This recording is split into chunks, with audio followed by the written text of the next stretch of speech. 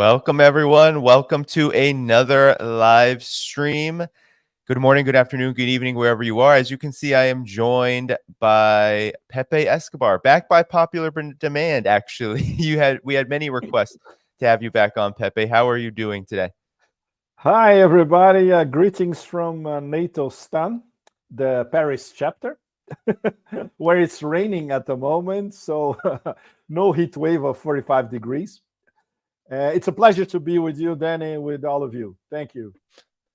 Great. So you all know what to do. Hit the like button, hit the subscribe button, hit that notifications bell. The like button is very important to get more viewers hearing Mr. Pepe Escobar. And be sure to support this work. You can find all the links in the description. You can also find Pepe Escobar's Telegram handle there at The Real Pepe Escobar. And of course, all the ways you can support this channel, Patreon, Substack, etc.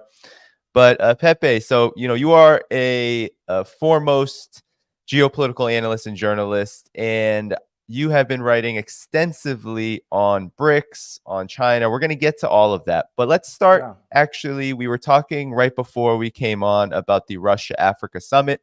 I believe day 2 is about to conclude, or will conclude later this afternoon or evening.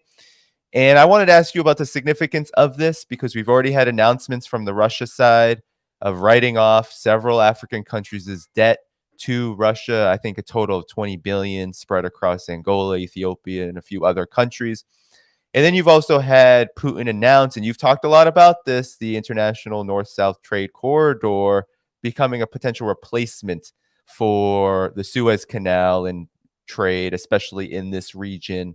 And this comes after the Black Sea grain deal, which, as you know, the Western media has made a whole lot of noise about, with Russia, of course, pulling out of that deal, citing unfairness, and, of course, the fact that a lot of this grain that they're purporting comes to Africa and poorer countries actually does not. So, talk about the significance of the Russia-Africa summit. I know you just finished a column. You can surely go over the details of that, but I'll turn the mic to you. Thanks, Danny. Well, this is one of those real game-changing moments in the geopolitical chessboard. I was in Moscow during the preparation of this summit. That was in April, where foreign ministers were there and huge delegations from all over Africa. They were preparing basically this summit this week. And what happened this week is the scope and the breadth of the discussions is absolutely outstanding. They had panels on literally anything you can imagine, including two very important ones on decolonization, which was something that Putin, in his intervention yesterday and also the one today, was very keen to stress. And obviously, the major leaders, heads of state, foreign ministers that are in St. Petersburg, of course, for them, this was a mix of being welcomed by Russia and by Brics, considering that Russia is arguably with China the top two. In fact, they are the top two Brics members who who, let's say, conduct the major negotiations intra-Brics, and bringing, of course, China, Africa to as some of the next BRICS members of BRICS Plus, which is going to be announced next month at the summit in South Africa and beyond, of course. But Putin went one step ahead. Today, he asked for Africa to be a permanent member of the UN Security Council in front of all of them. Obviously, this is something they have been discussing for years, in fact. And he said that Russia is 1,000,000% behind introducing Africa as a permanent G20 member starting from September at the summit in New Delhi. So this is basically Russia telling the whole of Africa, okay, there are 49 delegations in St. Petersburg out of 54 nations. The ones that are not there is because the American French pressure was absolutely unbearable. And the American and French and EU pressure on all of UK pressure on all of them who are actually there in St. Petersburg, many of them spell it out on the record and off the record.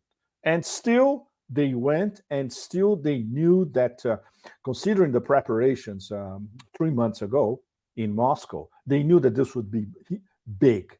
And of course, Russian diplomacy, which is peerless, had already talked to virtually all of the participants saying, look, we're going to make big announcements, including, of course, as you mentioned, Russia totally erasing $23 billion of debt across Africa. This means now zero. Can you imagine the empire doing something like that? Never. And of course, yesterday, Putin announcing that there's going to be free grain for 5 or 6 African nations, and the other ones who can afford to pay, contracts will be on a commercial basis with excellent prices. So everybody will have access to free grain from Russia, mostly because Russia this year had their best grain harvest ever, 2023. So all these stupid discussions by U.S. think tank Land and West mainstream media and collective West mainstream media about the blockade to say grain Africa is going to die of hunger, this is absolute bullshit. You just need to pay attention to, I'm not sure this is being widely reported in the U.S. I haven't had time to check yet, but I doubt it. Here in Europe, practically zero. The only spin that you hear from U.S. mainstream media and French mainstream media especially is that, a lot of head of states decided not to go to St. Petersburg, so Putin is weakened. So this is the level. It doesn't even reach primary school. Expected, of course. But in terms of the just following what was discussed between yesterday and today, the level of discussion, the scope of the panels, about everything you can imagine, as I told you before, and even going beyond that, stuff that many of us could not even foresee before. Basically, there is a Russian offensive to get free trade deals between a lot of African Union members and the Eurasia Economic Union, just like the free trade deals that they have with Vietnam or Cuba, for instance. They want to expand these Eurasia Economic Union free trade deals with a lot of Africans, like dozens of African nations. And sooner or later, and this is the big thing, a very, very close cooperation between the leadership of the Eurasia Economic Union and the African Union. So we can see, I would say, medium to long term, a merger of interests and trade deals and close collaboration, not only in trade and agriculture, but in infotech and technology as well, between the Eurasia Economic Union, which, of course, Russia is the most important partner, but there's also Kazakhstan, which has many things that interest African nations. And I would say at least the top 10 African nations will be very much interested in doing more business, more trade, and more technological interaction with the Eurasia Economic Union. Egypt, Senegal, Nigeria, Morocco, South Africa, which is part of Brics. Many of these Africans will also become members of Brics Plus in the short, medium, and long term. So maybe, let's say, projecting 3, 4, 5 years from now, we can have maybe 4 or 5 of the top African economies as part of Brics Plus. And of course, they are all African Union. And of course, doing more business with the Eurasia Economic Union, which means opening up to more business with China, Belt and Road Initiative. Because one of the things that were discussed today, very, very important. The Russians the macro strategy by the Russians is to interlink closer and closer the Eurasia Economic Union, of course, African Union and Brics Plus, countries that are outside of all of these, like North Korea, we're going to talk about that in a second, and African Union, and Belt and Road Initiative, the Chinese. This is part of the interaction between the Eurasia Economic Union and the Belt and Road Initiative, which is something that when we're going to have the BRI summit in Beijing, probably by October this year, this is going to be even more graphic. So what we saw these 2 days is acceleration of this interconnection, and now it's a Afro-Eurasia connection in full, which was not, let's say, until 2 days ago. And everything that the African nations individually had been doing in terms of trading with China. China invests heavily in at least 35 to 40 African nations. The Russians, now they have a diplomatic drive, a geopolitical drive, and also an economic drive across Africa, especially those, let's say, the Central African belt from Senegal to Eritrea and everything in between, across the Sahel as well, which brings us to something that happened while everybody was in Petersburg discussing Russia-Africa, the coup in Niger, which is, in terms of advancing multipolarity in Africa, is as big as it gets. Because these guys, the military guys in Niger, they are allied with the military guys in Mali. And of course, this means closer interaction with Wagner. And guess who was on the sidelines in the backstage of in St. Petersburg of Russia, Africa? Prigozhin. Yes, I saw him. So this story is so fantastic. I can see the fits of apoplexy all across the Beltway, just looking at the pictures of all that. So this gives you a sketch of what went on these past 2 days in St. Petersburg. It is, yes, it's as big as it gets, really. Well, it's always so interesting to just scan the Western mainstream media and see the condemnations of the coup in Niger with absolutely no irony there, given No all of the irony. coups that they explicitly support, including the one in Ukraine from 2014. But I wanted to ask you if you could explain, given how Putin and Russia, first of all, Russia and China being at the center of all of this activity that you just mentioned, but perhaps you can center the discussion a bit on this international north-south trade corridor, which Putin did raise during the Russia-Africa summit as a huge and potential linkage that could replace this Suez Canal, the dominance of the Suez Canal in trade, not just in the region, but of course, a large percentage of trade in general from that part of the world to the rest of the world happens and goes through that important link that has been mainly Western dominated for much of its history. Could you talk about this new north-south trade corridor? And you mentioned it in the article about Brics, so it might be good to explain more about why this is so important. Yeah, Danny, I have been writing about the INSTC for months now. And in fact, I was probably the first Westerner to write about it years ago when it was still developing. And it picked up speed after the start of the special military operation, and especially picked up speed this year after the Russians decided to invest at least $2 billion, maybe more, to finish an essential railway in Iran that is absolutely essential to connect Russia, Iran, the Caspian, and then all the way to India. The three main partners of the INSTC are Russia, Iran, and India. So, okay, hypothetically, let's think of a bunch of Russian merchandise leaving St. Petersburg or Moscow, then traveling by road or railway to Astrakhan, the Russian port in the Caspian. Then they cross the Caspian by ship. They can go anywhere. They can go to Azerbaijan, for instance, then Caucasus, and then even to Europe via Turkey, for instance. But mostly they will cross the Caspian south to Iran.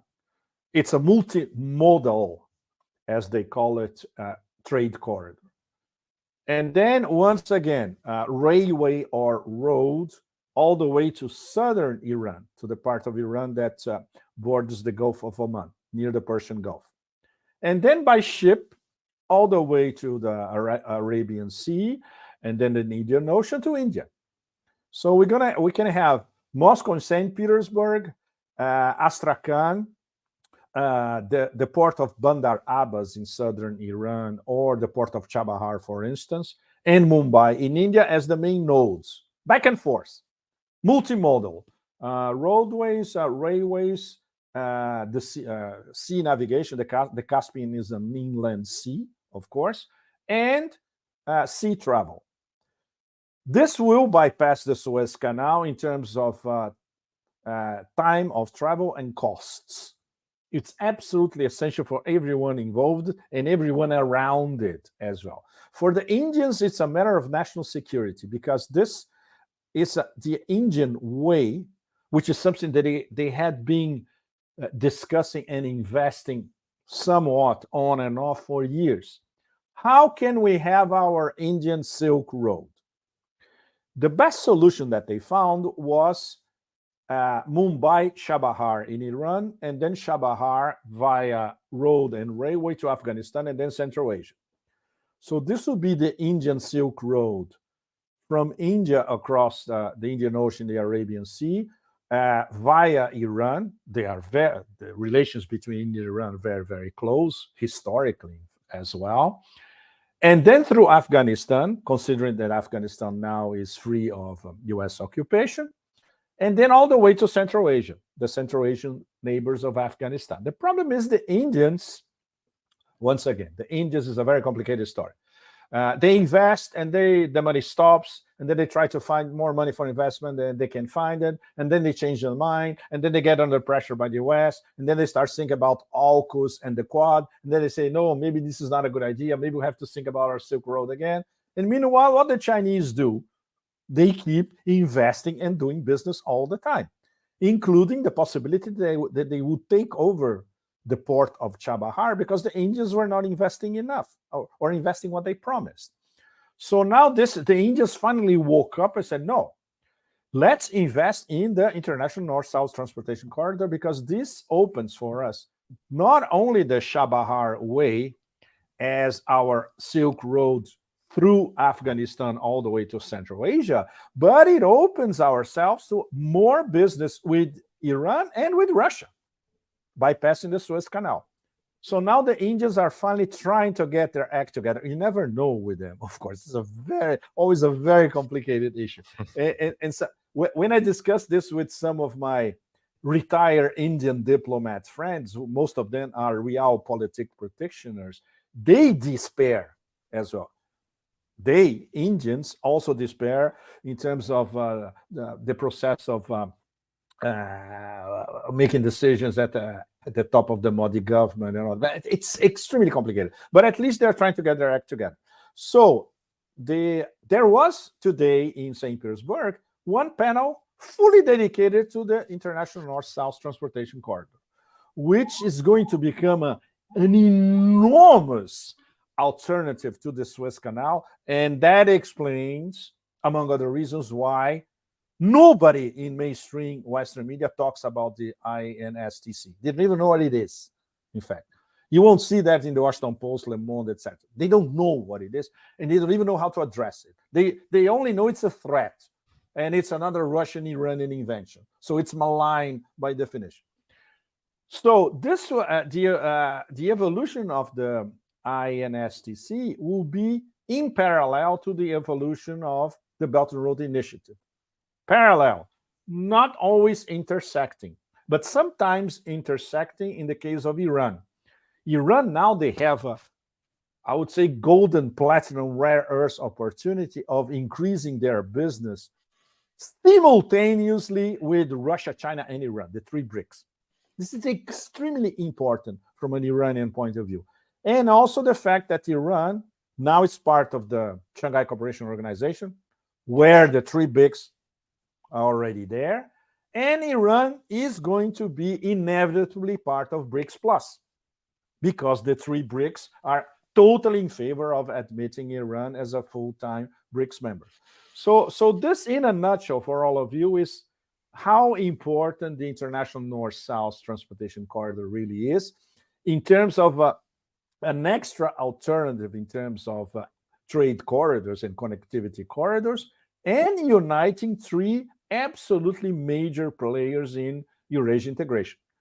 Two Brics, Russia and India, and Iran.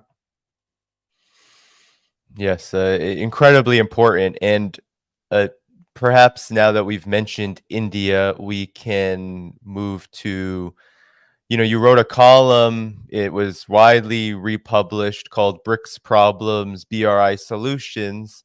And I'll pull up, I believe it was published. Was it published first in the Cradle, or was it published? It was published first in the Cradle, if I'm not mistaken, earlier this week. Yes. It was written last week, was published earlier this week. Yeah. So if you could speak about this, there's been a lot of developments, and you went over quite a number of them. And I believe there's been even more of an update on some of the potential hurdles for BRICS. So first, there was, of course, South Africa, and it is the host of the BRICS Summit upcoming next month. And the national security foreign minister, they met recently in South Africa, but it was reiterated that Vladimir Putin should not come in person, and he will attend the actual BRICS Summit, the Leaders Summit, online. Russia will be represented by Sergei Lavrov. So this was South Africa giving way to pressure from the West on the Rome Statute, the ICC basically saying that Vladimir Putin should be arrested if he touches down on any Exactly. signatory of the ICC. So, with that, could you talk about some of these problems coming up? Because they also have to do with the currency discussion. I know India and Brazil and South Africa, they've all expressed some hesitation to the implementation of a new currency. And so this leads to your column about Brics problems. These are some problems internally among the Brics bloc. And you even said so far as to say that this shows some weaknesses that Brics has as a geopolitical leader, Yeah. while the geoeconomic realm, in terms of BRI and Brics as well, that's moving forward at a breakneck speed. So could you talk about this contradiction and what you think about it? Well, Danny, this is something we could spend the rest of the day talking about it because it's very complex. Very, and it's for us, it's an enormous challenge to put this in only a few paragraphs. I have had off the record discussions with Russians, especially some Chinese, and a few Europeans about the problems. There's a sort of there is a sort of consensus. Basically, if the internal geopolitical problems inflicted from the outside on some Brics and their internal squabbles, which is the case of especially China and India, are not solved, this is essential to proceed. And it's extremely complex because it involves virtually unsolvable problems like the rivalry between China and India, where Russia plays always the role of a messenger, of an enlightened messenger that is trusted by both sides. And of course, outside interference, as we saw in the case of South Africa and Putin's visit. Because, fabled hybrid war techniques applied forcefully over Pretoria, Johannesburg, and because they are the weakest link inside the Brics, they had to give up. There was no way they could find a compromise solution. No way. And they knew it. The Russians and the Chinese knew it. And obviously, the usual suspects knew it. So in the end, they found a compromise, which I would say the Russians reluctantly agreed because Putin wanted to go to South Africa. He was ready to defy all this bullshit and fly to South Africa, protected by, obviously, the best of Russian Air Force. But in the end, they found that, okay, let's adopt the compromise. We're going to have Lavrov personally, physically representing Putin at the summit, and Putin by video conference in everything that matters. And of course, putting the Russian official stamp on every major decision that matters by video conference. In terms of spelling it out graphically, especially to the global south, how hard is the game? That's it. That's it. Everybody knows. And the Africans know it, and the rest of the global south, they know it as well. The discussion that really matters, which is the financial and trade settlement discussion, it's still very incipient. And this is something that I had from Brics Sherpas, the guys who got together 2 or 3 weeks ago to start discussing, okay, how are we going to organize the summit? How are we going to organize who's going to be admitted? Is there going to be a 1 tier, 2 tiers, 3 tiers, long term? How do we plan all that? Discussions, how do we organize the panels, etc. And of course, the discussion about a new currency. There was a lot of speculation all over about that. So what we can say for sure now, and I bet a zillion % on that, is that the Brics are not going to announce a new currency next month in South Africa. First of all, because they haven't even studied the details. It's impossible. Second, because you cannot start a new currency just like that. It's a process that could take as long as 10 years. What they are doing, and they're going to start improving on it, is trade settlements using their own BRICS member currencies and expanded to BRICS Plus. We still don't know if BRICS Plus starting this year is going to be BRICS 7, BRICS 8, BRICS 10, etc. But whatever that is, BRICS Plus, they're going to start trading and increasing trade among themselves in their national bilateral trade in their national currencies.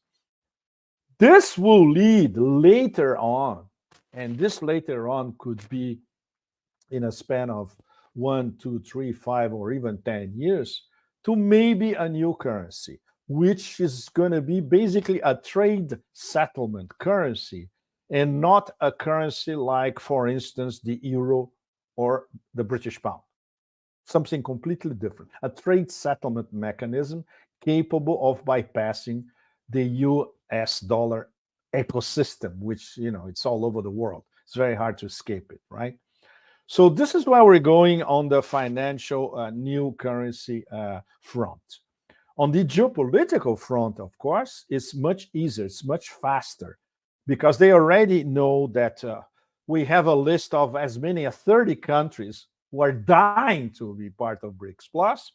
We have to make a selection. We have to agree among the five of ourselves first how it's going to proceed. And then when we have other full members, assuming, for instance, let's assume that we're going to have Algeria, Saudi Arabia, Iran, the Emirates, and Egypt, for instance, as some of the new BRICS Plus members. We're going to have a heavy tilt towards West Asia. That's very, very important. And to energy producers. So we can have, for instance, energy producers having a much more incisive role inside BRICS than currently Brazil and South Africa enjoy, for instance. So there's going to be a new balance of powers inside BRICS. This is something that could happen quite soon.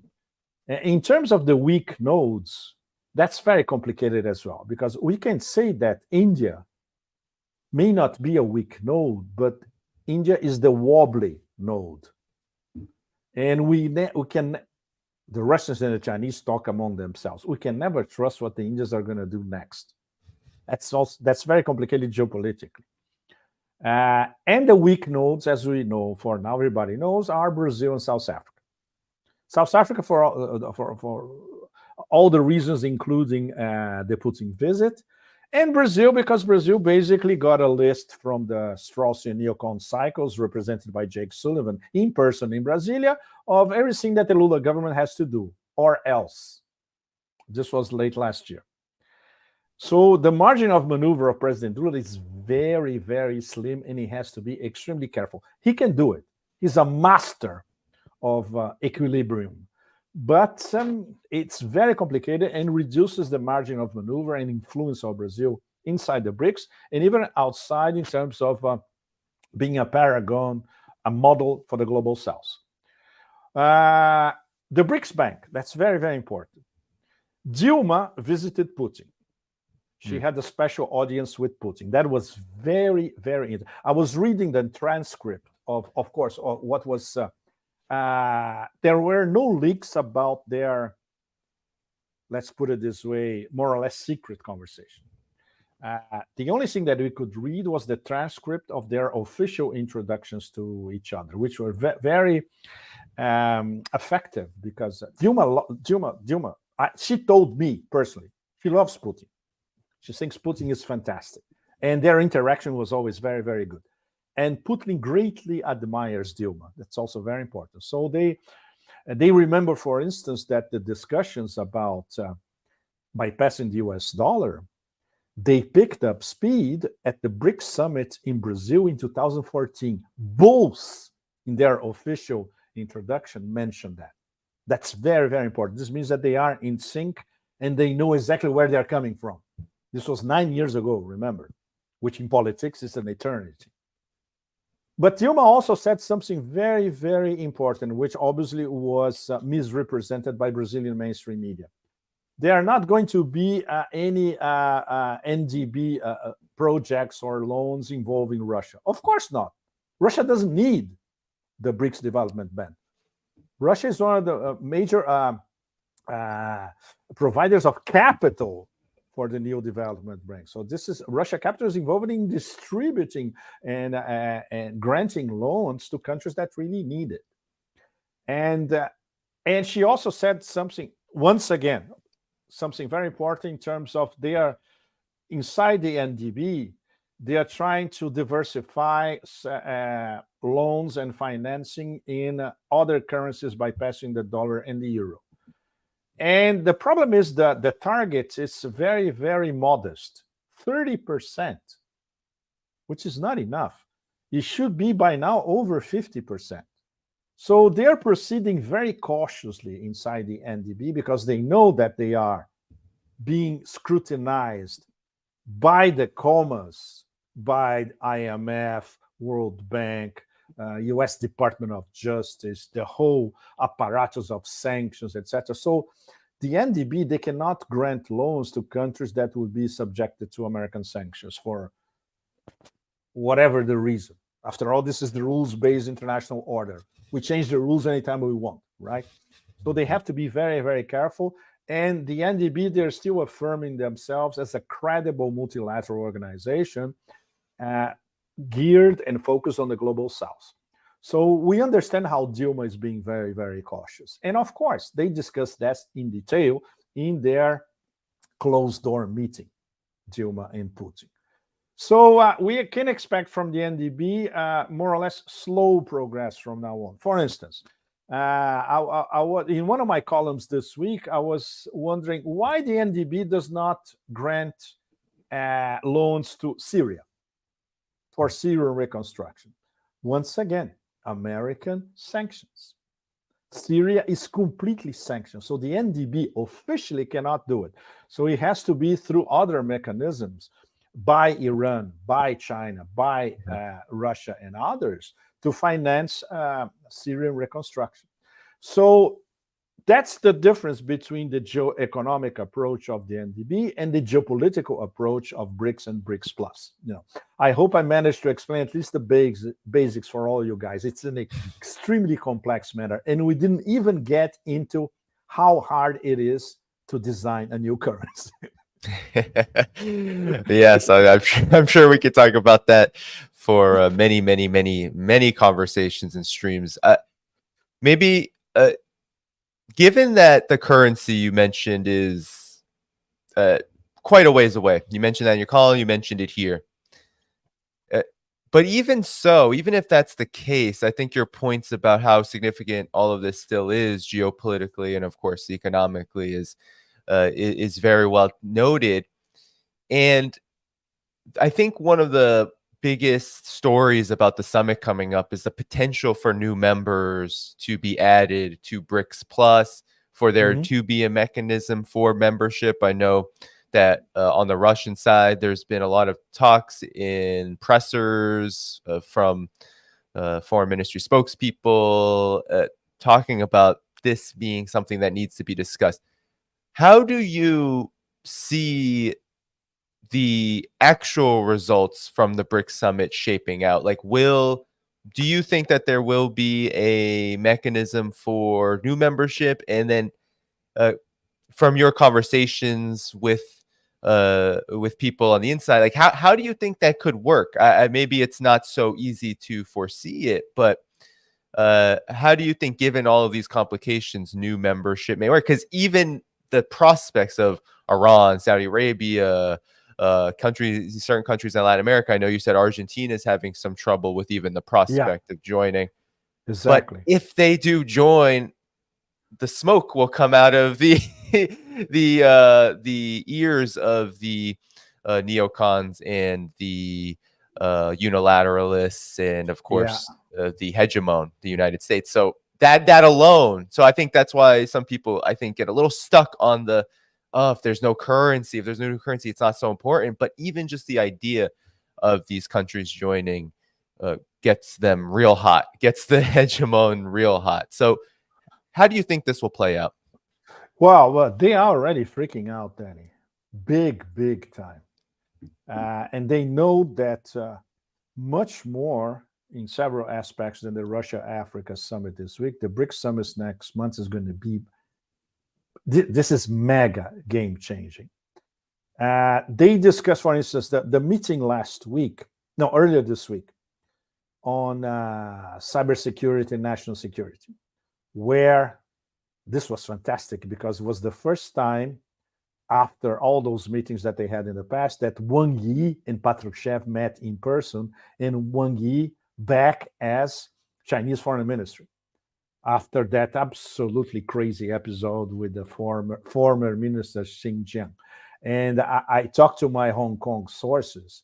There are all sorts of rumors going around about why he was sidelined, which in Chinese terms is a major loss of face. Everything, including an affair that he had with a British agent in Hong Kong, to the fact that he was not effective enough for Xi Jinping, and everything in between. The fact is, no one really knows what happened. For the moment, it's just speculation. But then we had, in the beginning of this week, we had Patrushev and Wang Yi together, and obviously they get along famously. And obviously they monopolize the discussion because the other ones compared to them are, sorry to say, practically inexistent. Apart from Doval, the Indian security advisor, but he's not exactly on the same level as Wang Yi and Patrushev. And of course, they discussed matters of national intelligence and security at the highest level on the Russia-China strategic partnership as well. And then, of course, with the 5 BRICS, they said, okay, how are we going to harmonize all this with our partners?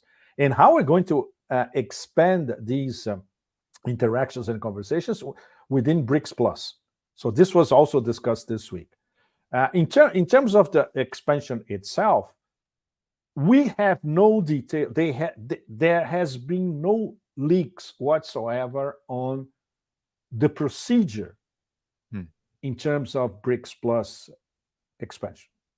So we still don't know the mechanism. We still don't know how many they're going to admit next month, if they're going to admit next month, or there's going to be a list.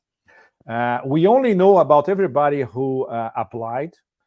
Everybody's on the list, everybody that expressed interest, etc. And that's over 30 nations. Now, soon we're going to have 40. And now with the Africans, soon we're going to have an avalanche of Africans as well. So any speculation for the moment, I think, is too premature. I prefer to wait for the results after the summit, and then we can have an extended conversation about that. The problem is, coming back to what we were discussing a few minutes ago, the intersection of the geoeconomic and the geopolitical platforms inside BRICS and pressures outside BRICS. And these Sherpas, as competent as they are, and some of them I happen to know they are really, really good, but they don't have a lot of international experience. And now they're going to have to do their homework in a matter of days and weeks. That's very, very difficult when you are preparing a summit that is not only for tomorrow, for the next few months. It's a summit that's going to have repercussions for the rest of the decade and the rest of the millennium, for that matter. So I think all of you can have an idea of how difficult this is, and it's basically hinging on the entente between Russia and China, getting India on board, and at least the 3 major BRICS having a common position on virtually every major dossier. We all know how hard it is. This is something that they cannot have, for instance, inside the Shanghai Cooperation Organization, where the three of them are also members of the Shanghai Cooperation Organization. And for instance, the latest summit of the Shanghai Cooperation Organization was held virtually in India, because the Indians didn't want to sit on the same table with China. It's simple as that. So this proves to you how complicated the whole thing is, you know. So comes back to something that I heard from top level Russian economic analysts. If you don't start by solving the problems inside Brics, we're going to have a lot of trouble ahead, you know. And we are still at this stage. Indeed, indeed. Well, that was a great summary, and maybe now we can move to another major story over the last week, and that is Henry Kissinger. Henry Kissinger made a trip to Beijing, and he met with Wang Yi. He met with Xi Jinping. He was at a famous state guest hotel, the site of the so-called secret meeting in 71 and 72 that led to the eventual normalization 7 years later, the official normalization at least. And he was welcomed in China with open arms. There was a lot of warm feelings exchanged between the two. He's 100 years old. And so there was a lot of discussion about just what it means for him to have visited China 100 times, him being 100 years old. And there was a pretty big stark message sent. And you wrote a column about this, which I'll also pull up and then, of course, share in the chat about this. So in your estimation, what was this all about? Because you talk about in the column a brewing neocon-led, U.S.-led war on China, and this was not received well. John Kirby, spokesperson of the National Security Council of the United States, he called Henry Kissinger, this was really interesting to me, a private citizen who was able to meet with defense officials, with Li Shangfu, and of course with the rest of the Chinese brass, and they're not able to. They don't mention the sanctions, of course, on Li Shangfu. But your take on this development, Pepe? Wow, this column was, I was told that everybody in the Beltway read this column because it was reprinted by Zero Hedge. And it was on Un's review as well. And it was reprinted by Zero Hedge. It was originally published, I originally published at Sputnik. And it went all over the place. Because especially my key point, which was something that I had discussed before with some let's say, good players, is that what really happened was an interview that came out simultaneously with the Kissinger's visit to China. Kissinger is seen by the Politburo, by Xi himself, by the Chinese leadership as an old friend of China. You have no idea what that means in the Chinese context. It's immensely important. This means that they trust you. This means that you are considered a friend of the Chinese nation and the Chinese people. And for all that Kissinger has done, and now we could have a massive conversation about that, all his war criminal past. Yes. And I would say a very mediocre book that he wrote about China, on China, which I read back to back, and I was not impressed with anything. At least in China, he is respected. So this is taken into consideration by everybody who practices realpolitik. This does not mean that the visit was influential or it changed anything. Kissinger was basically telling Xi, Wang Yi, and the Politburo what they already know, that we have to do everything to basically save the China-US relationship, which is being derailed by a bunch of crazies. Obviously, Kissinger didn't spell it out, but the Chinese know exactly who we're talking about. And one of these crazies happened to have an interview exactly the same week, Edward Luttwak. And it was very funny because I discussed this with people who know Edward very well in Italy. Edward visits Italy often. And I met him, but not in Italy. I met Edward in Kazakhstan. That's another long story. So all of us knew Edward, and the Italians were telling me in detail, every time Edward shows up here or in Rome, something major happens. and it's usually bad for Italy. So, and it's a fact that Edward is arguably the most influential Pentagon advisor for the past 50 years or so. He is very well informed. He's very dangerous. And when he says or he doesn't say something, which is a lot in this interview, what he doesn't say comes from, I would say, the deepest recesses of the real deep state. And basically, his message was at the beginning, I was astonished because he was actually spelling it out. Edward was saying that William Burns, head of the CIA, actually picked up the phone and called Sergei Narishkin, head of Russian foreign intelligence, and told him, look, Biden and Putin are going to make a deal. Now, he was telling Narishkin that. He was not listening to Narishkin. He was basically telling Narishkin that there's got to be a deal and Biden wants to do a deal. Because we have other fish to fry, essentially, which is the war against China. Obviously, he didn't say anything about what Narishkin replied, of course, and the tone of their conversation. And this is something for us foreigners to learn in Moscow. It's practically impossible. So for the moment, you only have his version. We won't have a version from Narishkin. And then he jumped right into the meat of the matter, which was to say, the war that really matters is already on. It's a war against China, and China will lose the war. His own word, I'm quoting him. And China will lose it.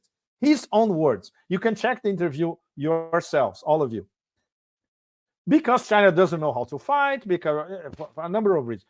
So this was an astonishing interview because the real fact during that week was not the Kissinger visit, it was this interview by Edward. And, the carefully selected to a very well informed and polite British interviewer, but it's an absolute bombshell, And most people in the US, when they haven't even heard about the interview, they start tuning in after my column. It was very, very fun. That was very, very funny. But not funny when you think about the tenor and the subject and what Edward was saying. This is extremely dangerous. They are these people, the Straussian neocon cycles, their acolytes, their epigons, and the people who actually influence them. Edward actually is on a different level. He influences these people. He's not influenced by them. It's a completely different relationship.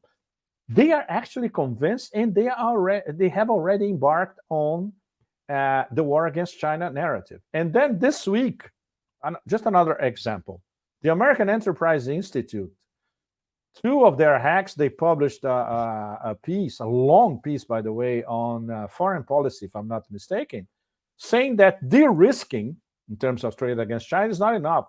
We need a complete break, which basically is coded language for total war against China. So, yes, Danny, you are laughing, and I'm sure all of you watching may be laughing, but we should be extremely worried because these people, especially now that they are on extra deranged mode, they are capable of anything. They are facing the utter humiliation of NATO in Ukraine, which is now graphic, not only for the global South, but even for Americans who have a brain, right? The best military analysts around writing in English, like Martianov, like Colonel McGregor, like Scott Ritter, etc. Everybody has been saying that's it. It's over. We just need to know the exact date when it's going to be over. It's over. That's it.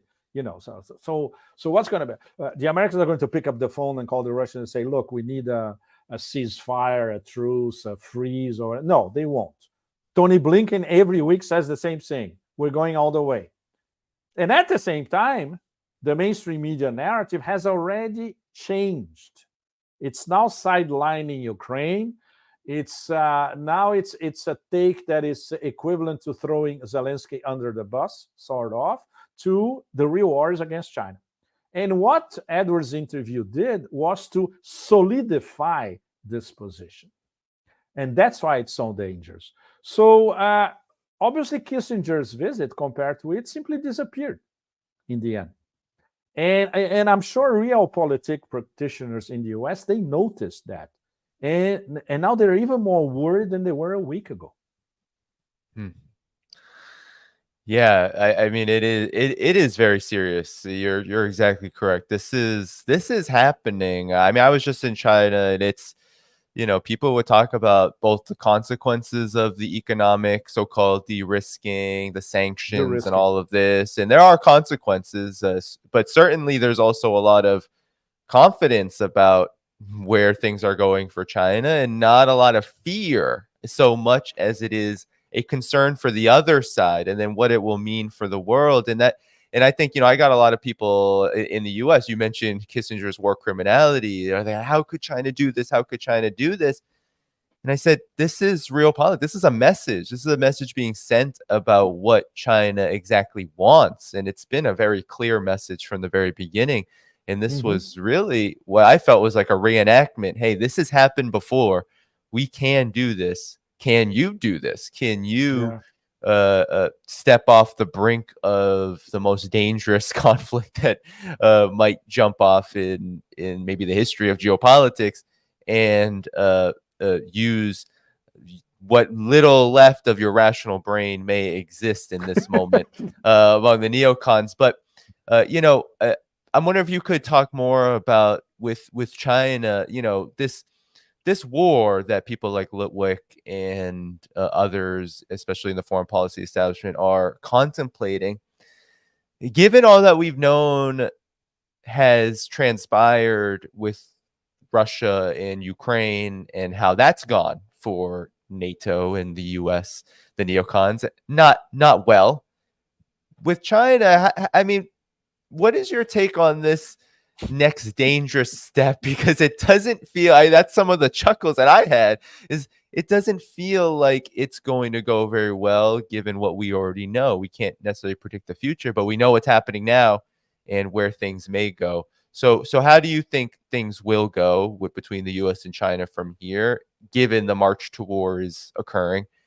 And how will that? Well, How do you think that will go I'm for them? part of a fascinating discussion group with lots of ultra well-informed and well-educated Chinese scholars. So I learn from them all the time. And of course, there's bits and pieces of what's being discussed inside China and among the Chinese diaspora across Asia, of course, what we call the bamboo internet, and Chinese Americans as well. Basically, they say, okay, a bunch of barbarians, let them come. We're ready. Anytime they want, we're ready.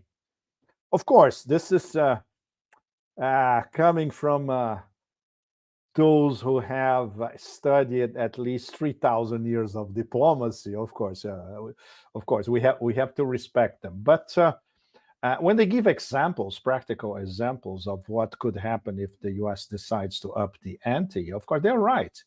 In terms of Chinese defenses, in terms of the carrier killers that they have all along the coastline, in terms of retaliatory measures, and in terms of basically, they will. The Chinese could dissuade the Americans from a military adventure even before the Americans start one, which is what this is going to happen. It's going to be essentially a false flag, Gulf of Tonkin style, to create the conditions for an American attack against China centered on Taiwan. The Chinese have studied all the procedures false flag related, and also they studied what the Russians study about it as well. So they are prepared, they're ready, and this is how Edward didn't understand and completely misinterpreted what Xi Jinping said about a month ago. Let's get ready for war. Basically, Xi Jinping was saying we need to be prepared for war because we know it's going to come. For the moment, it's hybrid. It could become hot sooner or later, especially if the empire is too desperate. And obviously, Edward didn't get it. First of all, Edward doesn't know much about China. He knows a lot about the West. He knows a lot about Byzantium. He wrote an excellent book about Byzantium military strategy, for instance, but he doesn't know much about China historically, dynastic China, and much less about contemporary China, compared to Kissinger, for instance, who is a student of China, at least, you know. But which brings me to something that I would like to ask you, Danny, personally. What echoes did you have personally when you were in China in terms of Chinese public opinion, face to face, of course, and on the Chinese net, on WeChat, on Weibo, etc., about this American narrative of our next war is a war against China? Well, one of the conversations that really sticks out for me is I was on a delegation that was about the Global Civilization Initiative. And so one of the staffers at the Chinese Association for International Understanding that was holding the entire conference that transpired, it was a 2 day conference. And then, we were a small delegation that was taken around to 4 different cities. One of the staffers was asking me explicitly about this, and his impression first of all, his impression about the narrative is that, it's, first of all, it's insane. It's not, Of course. it makes, to him, it's like, it doesn't make any sense. And really, there's some, just like, for him, it was just, we're pretty connected economically, and a huge understanding that this isn't going to go well for the US side. And there's a lot of awareness about what's happening domestically in the United States. Everyone is following very closely how these leaders behave, in particular Joe Biden. I mean, I would say there's a lot of discontent with Joe Biden. The idea that and this isn't always well known. I'm sure you know, Pepe, out in the collective West, there's a lot of people who think China loves people like Joe Biden, the Democrats. That's not the feeling I got. I got a lot of, this guy is not only incompetent, but he's incredibly dangerous because he's taken things further than what Trump has done or had done, and during his administration, what his administration was responsible for. So a lot of the conversation is about how, from staffers that I spoke to, people that I spoke to, this is nuts. Like, at the basic level, ordinary, this is dangerous. This is nuts. The fear is not so much that China can't handle it. It's more so what is going to be the broader impact of it all, especially on the United States. I mean, I got a lot of sympathy. Like, I was like, oh, you poor American.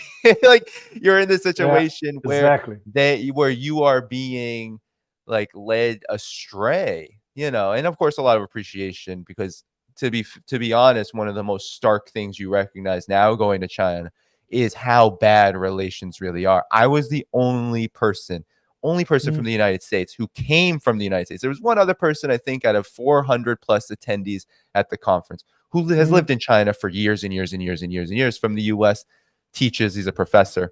But I was the only person who was there from the US, coming from there. The people-to-people exchanges are absolutely, the ties have been severed because of the United States. And then, of course, the fact is that there's not a lot of planes, there's not a lot of flights, there's not a lot of demand. It's very costly.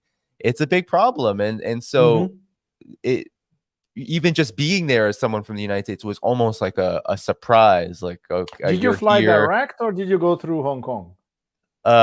So on the way there, I flew to Dubai, and then right, that was my stopping point. And then on the way back, it was direct. And one of the really interesting things that we could also move on to, because I know you want to talk about the DPRK Russia-China meeting, is on the way back, there was this wonderful documentary, a 10-part series. I mean, it's the month of July, the celebration was coming up, a 10-part series. I couldn't watch it because it was not in English subtitles, and I do not have fluent grasp of Mandarin at all.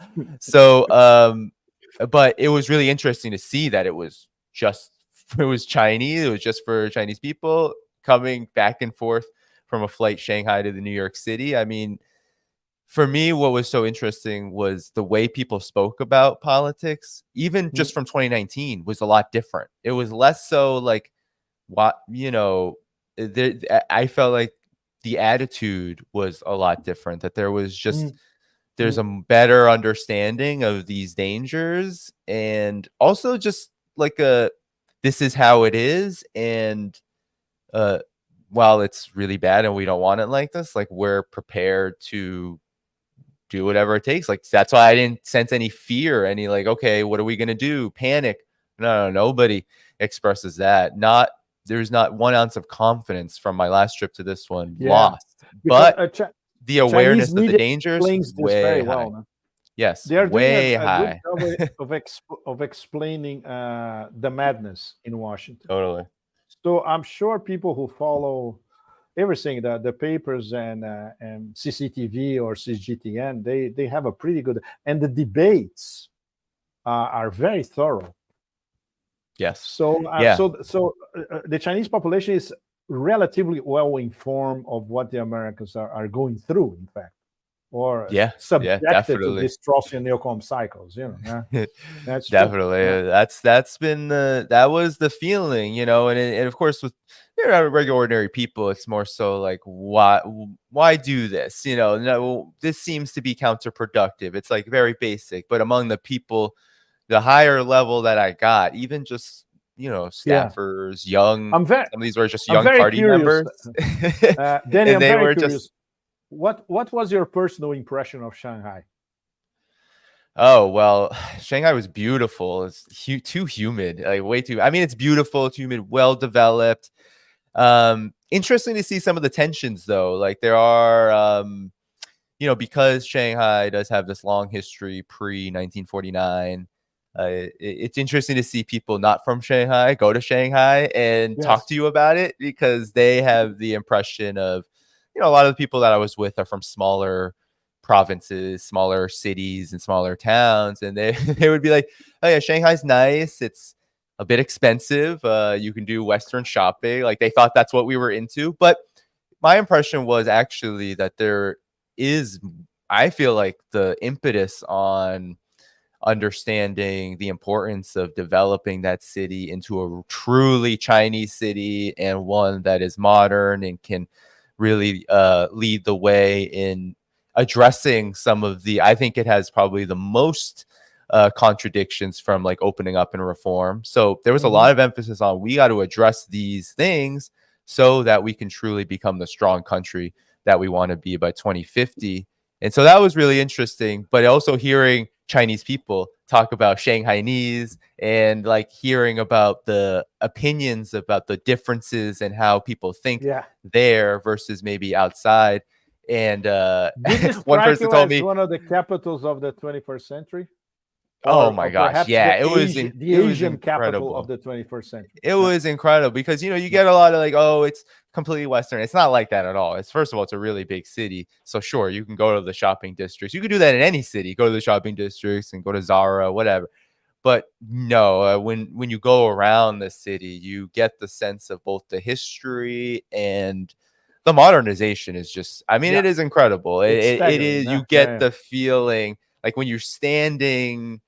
You went to Pudong, you went to the top of the Tower, all that. Slumless, like the slumless city. Like it is incredible, and you do see the future of modernization there, with attention to the problems. That's one thing that I think people like to push down, is like to say, oh, well, Shanghai's modern, but look at all the problems. It's like the addressing the problems is a huge part of what the Chinese people are doing. And they're vastly overstated, but even what problems do exist, the conversation and the policy is all about address. Like, I've never been to a place so humid.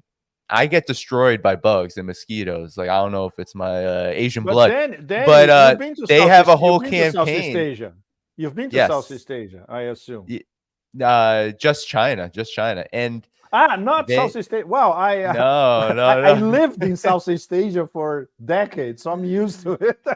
Right? No, but in Shanghai, they have a campaign because they know that there's a huge mosquito problem. They have a citywide, party-wide campaign where every single year they control the pests, so you can go there and wear whatever you want without bug spray. Because I was telling people, I was like, oh, I really need bug spray right now. And they're like, no, you don't. I'm like, why? It's like 100 degrees. The humidity is 150%.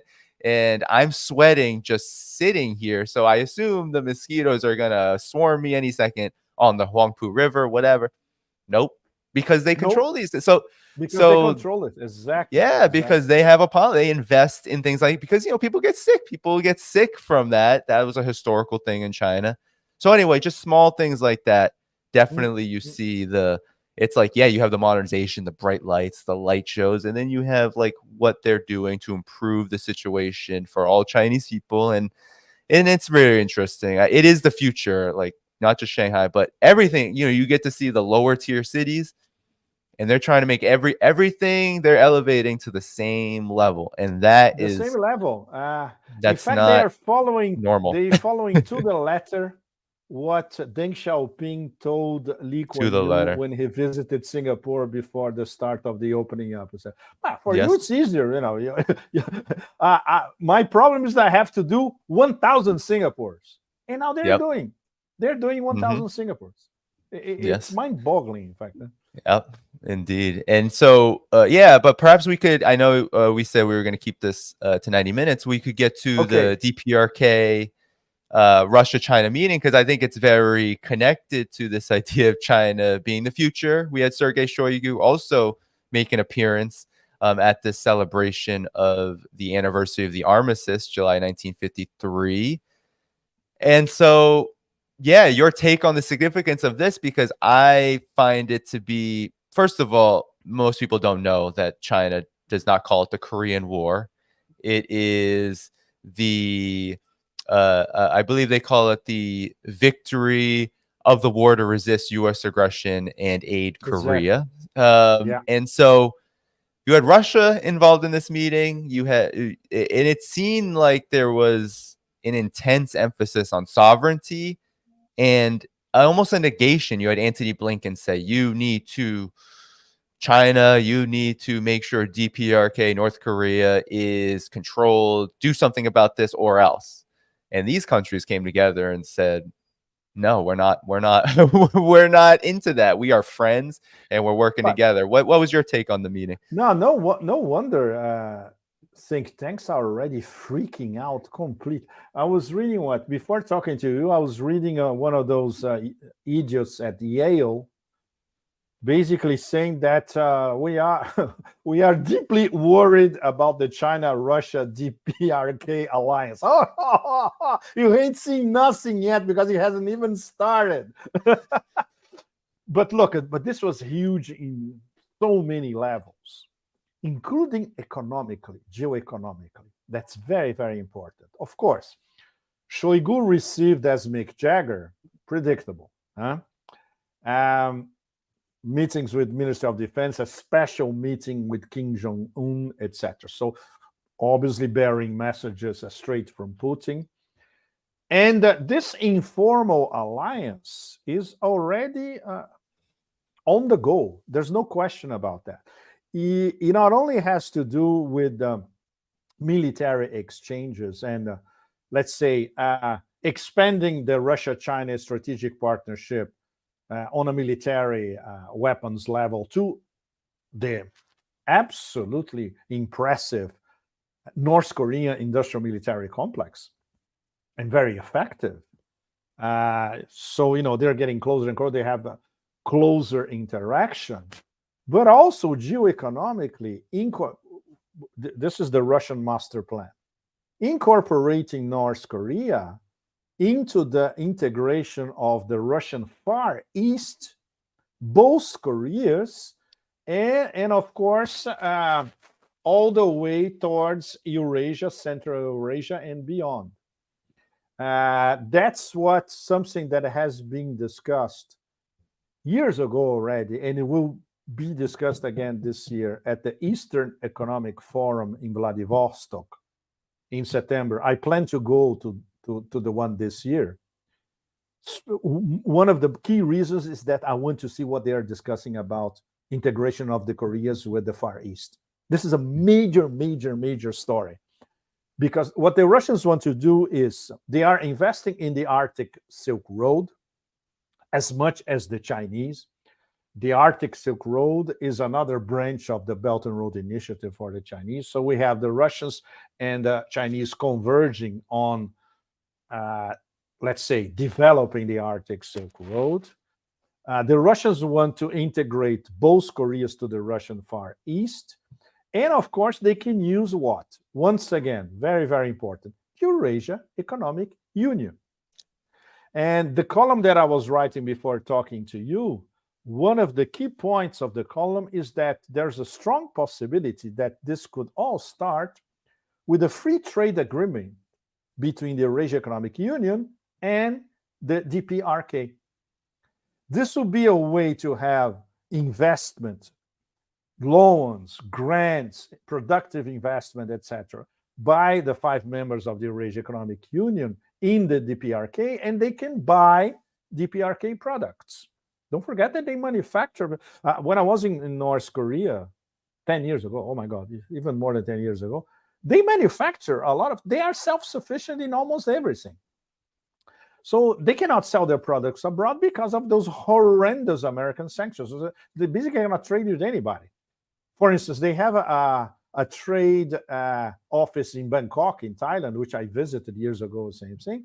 But it's very tiny. It's just 5 diplomats, etc. And they are very constrained in what they can trade with Thailand, which is considered a friendly nation for the DPRK. So it's very complicated. So if you have the institutional weight of the Eurasia Economic Union behind it, it's much, much easier. And obviously, Russia and Kazakhstan, the 2 main powers of the Eurasia Economic Union, are interested.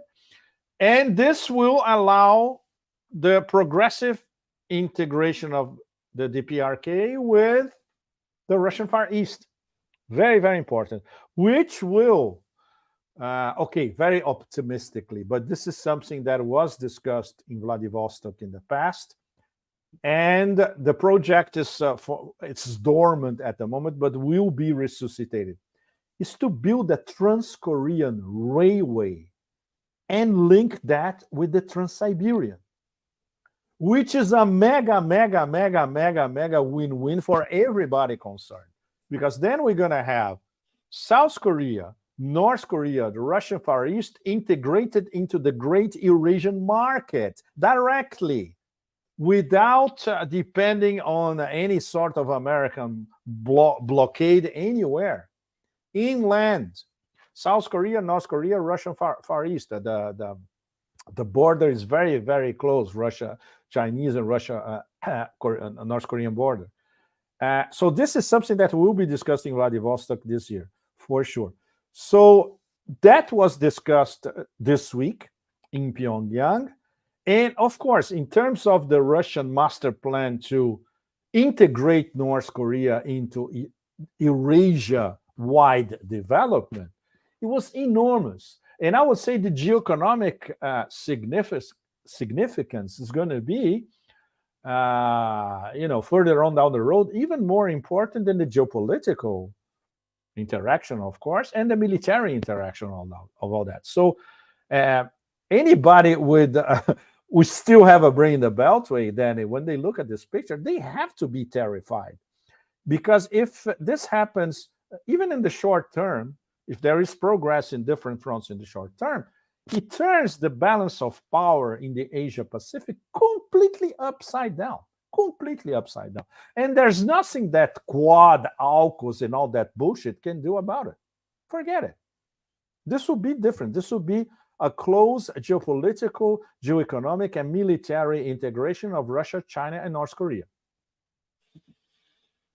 That's huge. That's huge. Okay, you're talking about huge. That's huge. Huge. That is huge. The more integration, the more integration that occurs too, it does lead to this question of, well, because this is what North Korea, DPRK, has wanted since the beginning, and South Korea at various stages, of course, of its very complicated and unfortunate development in many instances, reunification. The more that these countries, the more that the DPRK is able to also be open to the world and be more connected in this way that you described, the more possible that becomes. It just you can't avoid it. You can avoid it, exactly. And we had a question that goes along with this topic, asking why do you I love suspect the question. Shoigu? Yeah, why do you expect Shoigu was doing there? Because the No, Chinese delegation I less love the way he emphasized framed the this. question. Yes. I assume I more or less answered the question, but I love the way Yeah. it was framed. Yes. Because I mean, that's a big deal that the Russian delegation was dominated really by Shoigu's presence, and the fact that that is a military delegation Yeah, going to the military DPRK, delegation, exactly. Yeah, sending a big talking to the message. Minister of Defense, but then talking to the Supreme Leader. Yeah, exactly.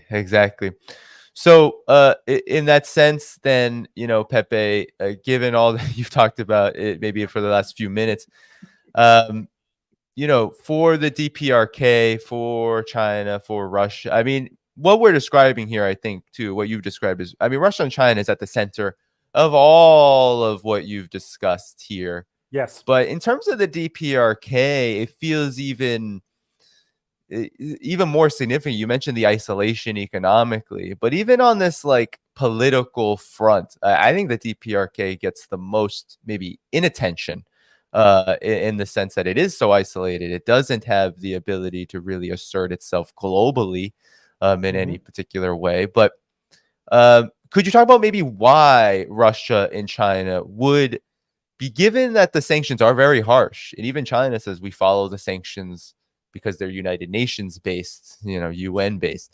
Why this relationship seems to be jumping off now, and especially in the last several years? Why do you think that is?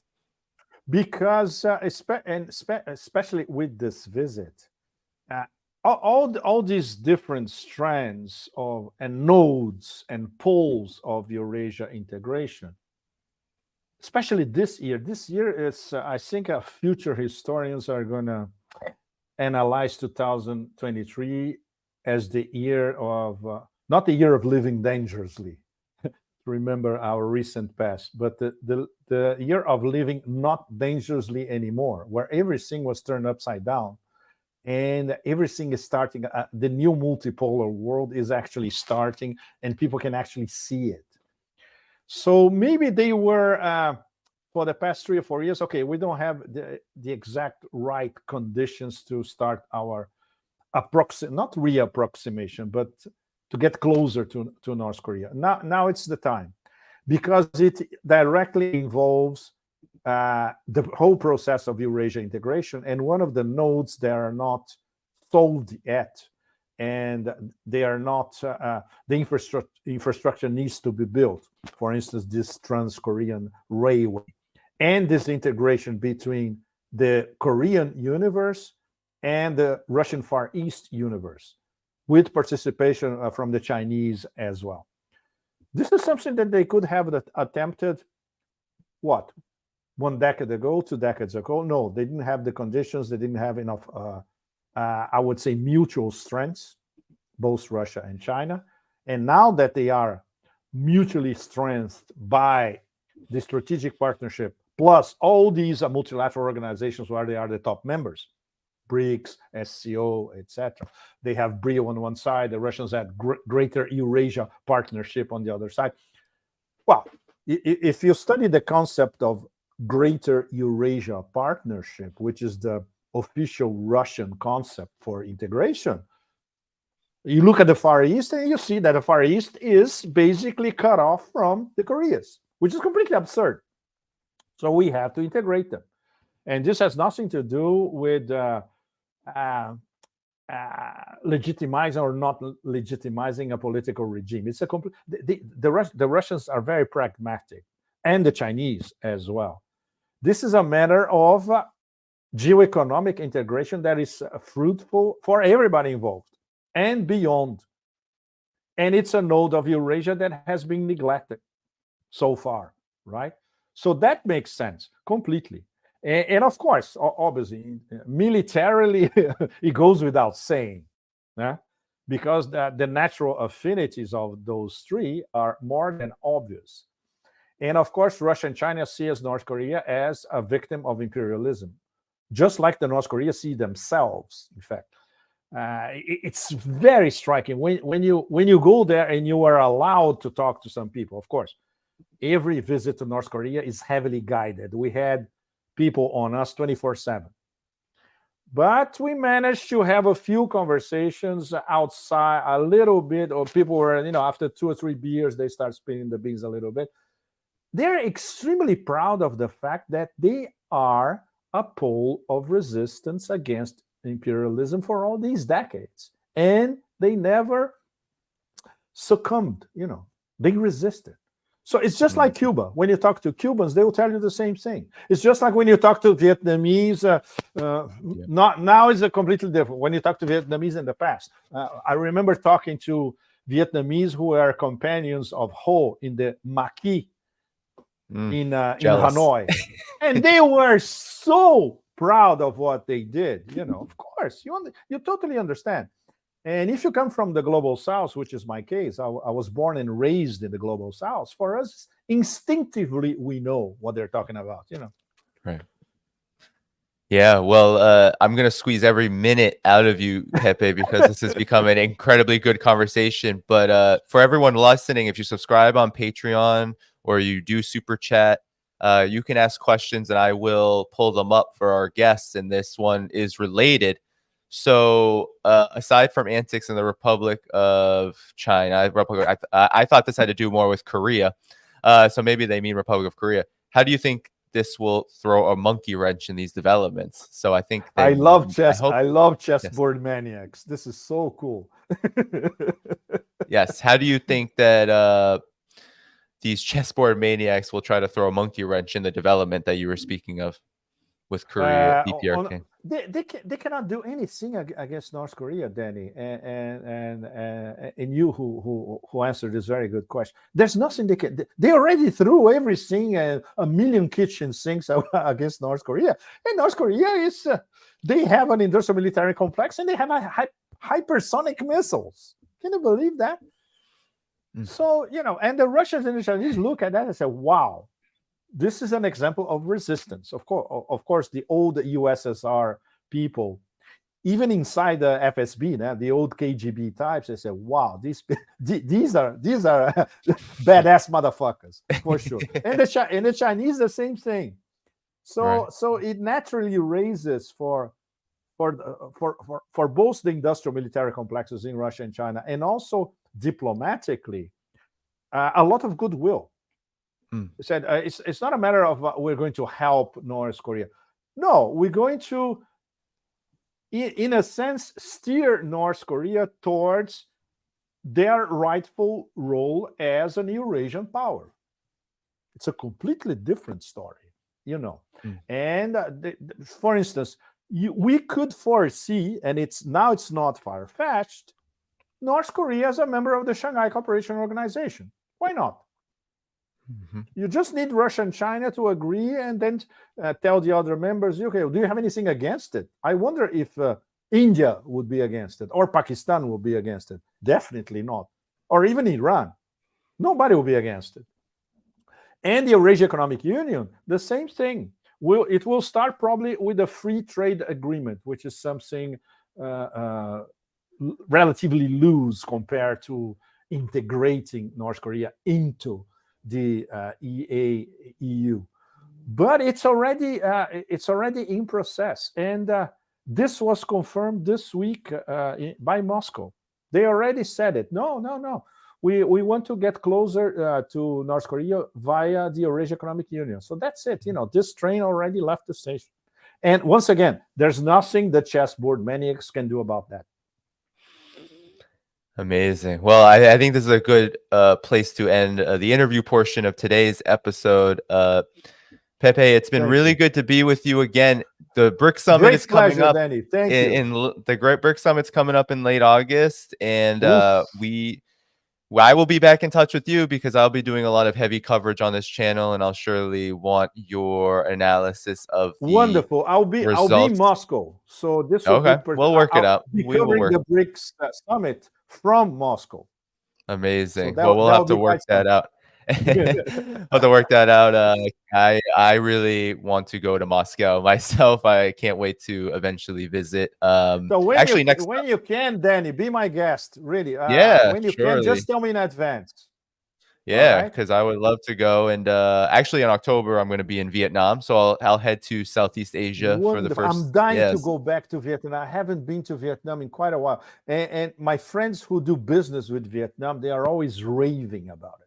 Yeah, Uh, yeah, I can't wait to see what they've done, and of course, I hope to connect about these issues because, as you said, they are very complex in Vietnam. But I am looking forward to talking about them. Fantastic. But with that said, though, let people know where they can find you, and everyone stick around because I'll be on for another half hour or so. But Pepe, please, where can people find Thanks, you? Danny. Look, yeah, I hate to do promotion, but the basics. You can find me on Twitter. It's very, very easy. At Real Pepe Escobar. My Telegram channel, I think you put it up, Danny, right? Yes, and it's in the video So Twitter description, and so Telegram, everyone can very find easy. that. Yeah, I am publishing originally in 3 places: Sputnik Globe, as it's known, uh, The Cradle, based in Beirut, and Strategic Culture, which, if you live in the US and in the EU, it's very complicated to reach, Very but hard to you get. can Yeah. reach via VPN, or you can read it when it's republished in US, which happens with Zero Hedge, Ons Yeah. Review, etc. They all republish my strategic culture column, so no problem, Yes. right? And Yeah. I'm Yeah. planning to have a Substack maybe by Amazing. September, and then of course I will. My Substack, I plan to link it with some of the best stuff anywhere on the net, including your stuff, Danny. Mm. And we have to build a network. And I would like to use my Substack to connect everybody Oh, of through my course. Substack as well. All right. So I'll keep All you right. posted about all that. Of course. Yeah. And I'll be in touch with you for next month because it's a big month. Big month. Yes. Yes. All right. Take care, Pepe. I will talk Take to you care, again very Danny. soon. Thank you. Thanks, everybody. Bye. Cheers. Bye bye. Thank you. Right. So that was a great conversation, always with good friend Pepe Escobar, always dynamic on these issues. And I love to focus on the particular issues that we did because I will get into Ukraine. That will be the story for today because we have to talk about Ukraine. It's just something that's always has some developments that are important to get to. So that's going to be the story. We'll do a little bit of an update on some of the desperation happening, not so disconnected from what Pepe and I were discussing with these massive global changes. Indeed, Ukraine is a flashpoint for this declining imperial situation, the declining empire led by the US, of course, but really steered by the entire collective West. So, with that said, everybody, like the stream, continue to stick around, hit that subscribe button, hit that notifications bell. I was on a little bit of a break. I had to take care of some matters, still some things in flux for me financially. Am doing still a tech drive. So, everybody, be sure, if you can, it's very much appreciated. The best place to support me is on Patreon. So that link is in the description, patreon.com/Danny Dhaiphong. Still looking to upgrade some vlogging equipment, still looking to upgrade a little bit of this setup here. So every little bit counts, and Patreon is the best place, but Substack is great as well. You can become a YouTube member. We have great YouTube members as well who are often in the stream and watching very much loyally, and I appreciate all of you. Shout out, of course, to the moderators and everybody in the chat. And I will get to super chats at the end. Shout out to all of you who gave super chats, which is another great way to support. And you can go to the link tree if you want one-time donation options, things like that, PayPal, Cashapp. You can find that in my link tree as well as all of the other options that I noted here. But with that said, so, that's the financial plug. You can support independent media. It goes a long way. The program has come a long way in all sorts of manners, production-wise, etc. And it can go further as I continue to build up the ability to do so. And that's where I plan to invest the money. So you don't have to worry about me profiteering or something like that. It is all to sustain this work and pay for the labor costs and to continue to upgrade production, equipment, etc. So yeah, with that said, everyone, let's go for another half hour or so. I do have a story I want to pull up, or at least I do have a topic that will run through a series of stories. And we're going to get into Ukraine. So thanks, everyone, for sticking around. Appreciate all of you. With that said, before I actually get into the Ukraine situation, in terms of streaming, I do have family in town. So it may be a little bit. I'm going to try to get on Monday if I'm able, but it's likely going to be a little bit slower streaming wise for about another 5 to 7 a week or so. But Monday I do plan to come on if I can and continue this work. And if not, it'll be later in the week. Okay. So let's do the Ukraine. All right. Ukraine on the brain. It is something we are talking a lot about. So, Ukraine's counteroffensive is, how should I say, a utter failure. And I mean, we've known this. We've known that Ukraine has been struggling. We are in month 2+ now of the so-called counteroffensive, or at least we're getting into month number 2, the end of month number 2.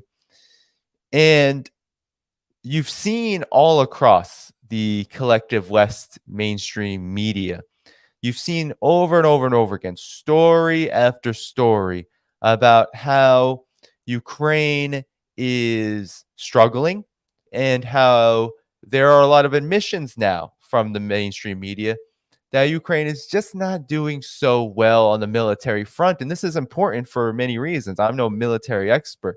But with Ukraine struggling to make any progress on the front lines, with Zelensky continuing to complain about the level of aid that Ukraine is receiving from NATO, its NATO backers, from the United States, from the collective West, with all of this occurring, you see this shift that Pepe Escobar talked about on this channel, this shift to try to maybe deflect and distract from the situation there, to take your eyes off of it, move them toward China, move them toward the DPRK, move them anywhere else, really globally, in order to save face. And so the New York Times published an interesting article that the guys at the Duran covered, and I'm going to play their analysis of this media phenomenon in a bit, and about the counteroffensive and how it's really become a Russian offensive that is leading to many successes for Russia.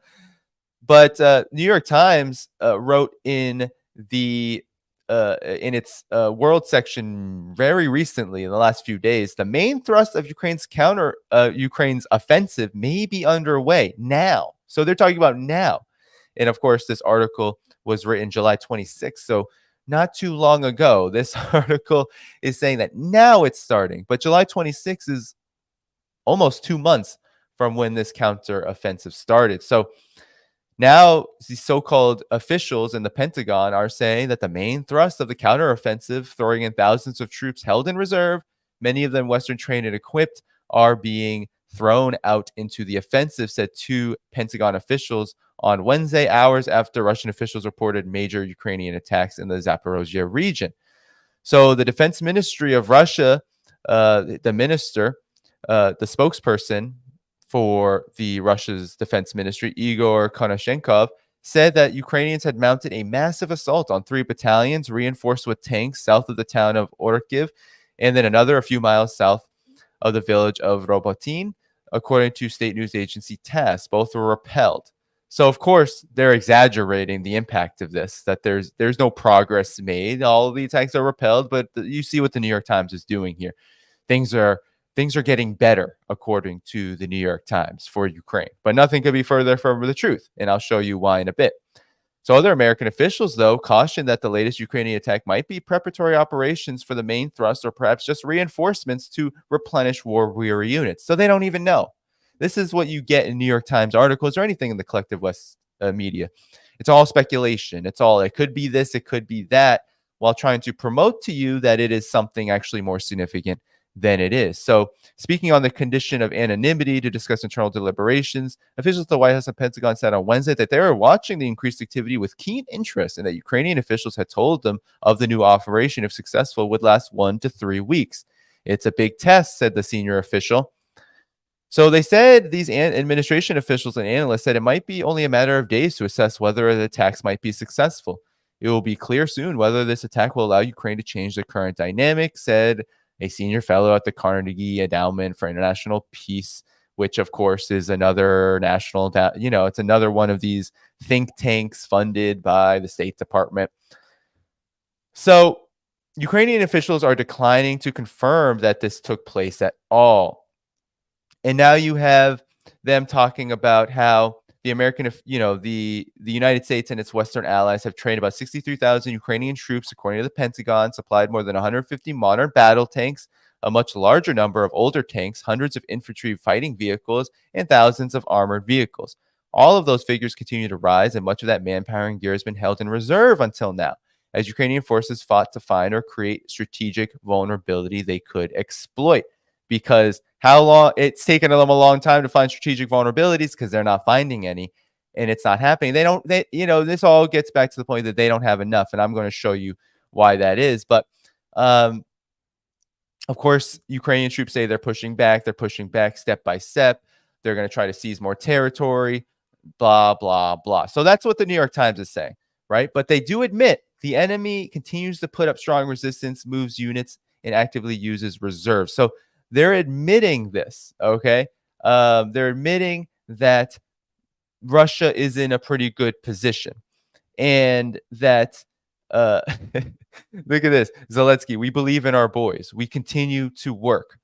And then it says, but it is the Russians who are on the offensive in other contexts. So again, you have all this conversation about, well, this could be the offensive. This could be it.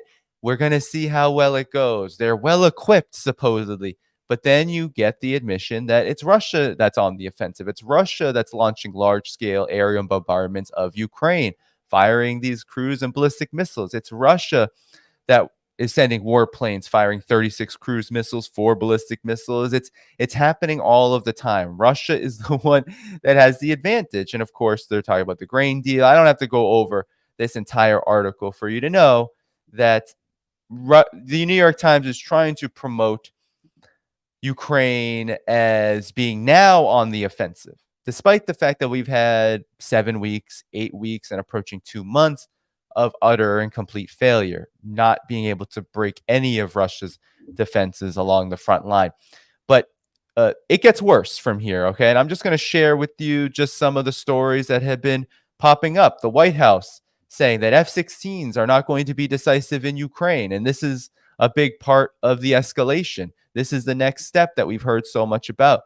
Get Ukraine an air force again that can defend its territory, supposedly, that can defend its supposed territory from Russia. It's the only way.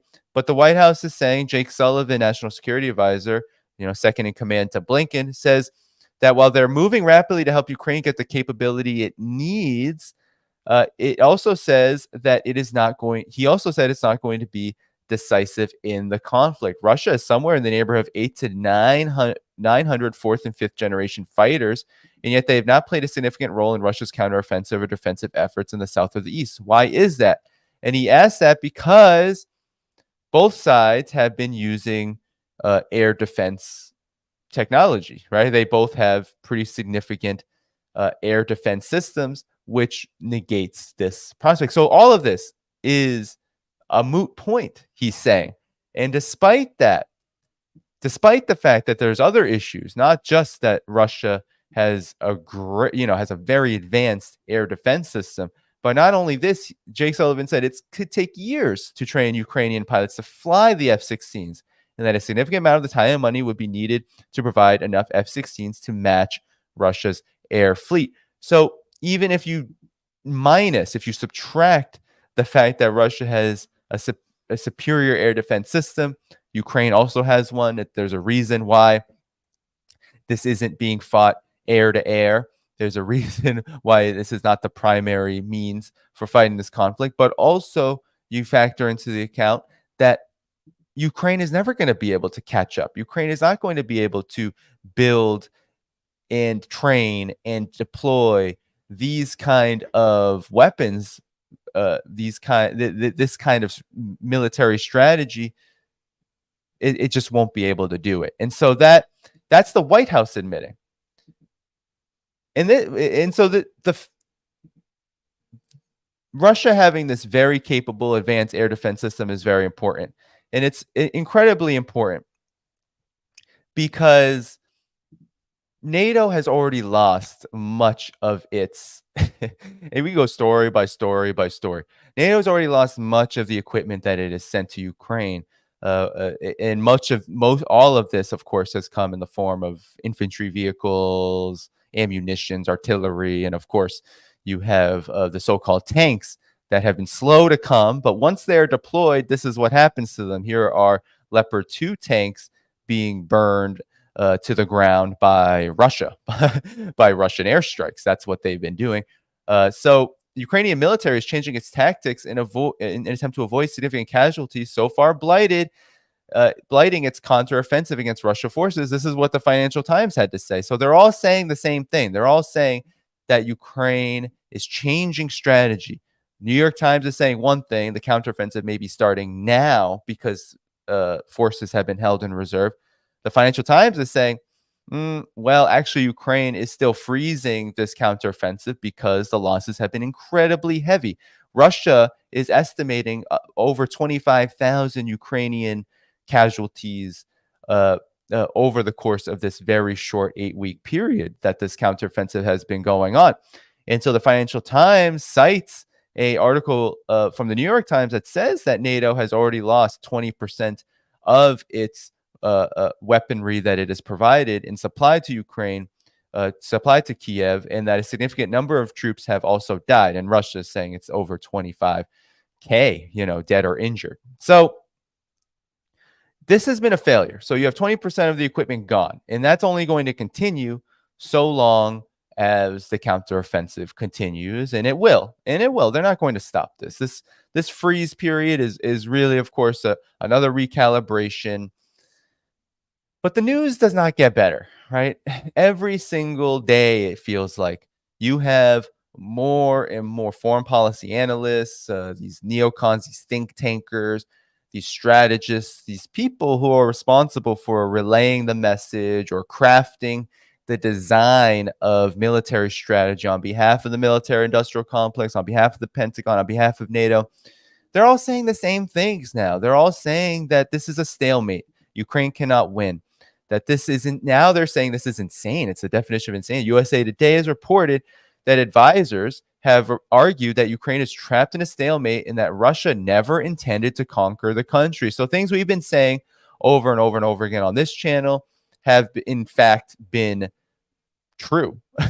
Russia was not trying to conquer the country. Russia was not trying to destroy Ukraine, and that this military conflict was never winnable because Russia's objectives were rational. Russia's objectives were very much planned, very much strategized, while NATO was trying to use Ukraine all along as a proxy to fight Russia, and that was never going to succeed in a conflict like this. A proxy war fought like this is destined to fail because what did the empire do? This is the big point for me, is the empire decided to far outstretch itself much more rapidly than I think. I'm not going to say it didn't know this. I think it knew all of these things, but outstretched itself well farther than it could go. And I think that there was awareness of this, but it didn't matter. This had to be done according to their estimation. So continue to arm Ukraine and expecting it to defeat Russia is strategic insanity, said Washington and other NATO members, because Kiev was locked in a stalemate with a foe that never aimed to conquer the former Soviet republic, says the USA Today, citing multiple U.S. foreign policy experts. So let's hear what they had to say, okay? So Georgetown University professor Sean McFate, who's a senior fellow at the Atlantic Council, this is the NATO think tank, told the newspaper that Vladimir Zelensky has begun to lose credibility and that Kiev's main asset with Western benefactors. He claimed that Zelensky has locked himself in a position in which he can't win, but can't afford to lose either. NATO is experiencing donor fatigue and disappointment with Zelensky's bluster. I mean, I think we're all fatigued with Zelensky's bluster, but this goes along with what I've been saying about who Zelensky is. Zelensky is a puppet, and puppets are not supposed to speak to their puppet masters in this way, but he has over and over and over again decided to pressure as if he's the one with the leverage. And I think he actually believes he's the one with the leverage, given that NATO needs Ukraine in this conflict just as much as Zelensky needs this conflict. That's his conclusion, in my opinion. And so the definition of strategic insanity is continuing to send billions of dollars worth of weaponry to Ukraine on expectations that Zelensky's regime can win. And then you have more. So Air Force veteran Stephen Myers, who is now an entrepreneur and advised the State Department, also says that a stalemate was the most likely outcome because, contrary to the Western political media narrative, Vladimir Putin never intended a war of conquest. NATO members have argued that Ukraine must be supported because Putin planned to conquer Kiev and move westward, but Myers suggested that Russia has proven otherwise. Ding, ding, ding, ding, ding, ding, ding. This is not how this is them. This is straight from the horse's mouth. This is what they are saying. That strategically, this war is lost by both sides before it started. It will end in stalemate, which I think was Putin's intent from the get-go. Well, I would disagree there. I don't think it's the intent for Putin to be in a stalemate.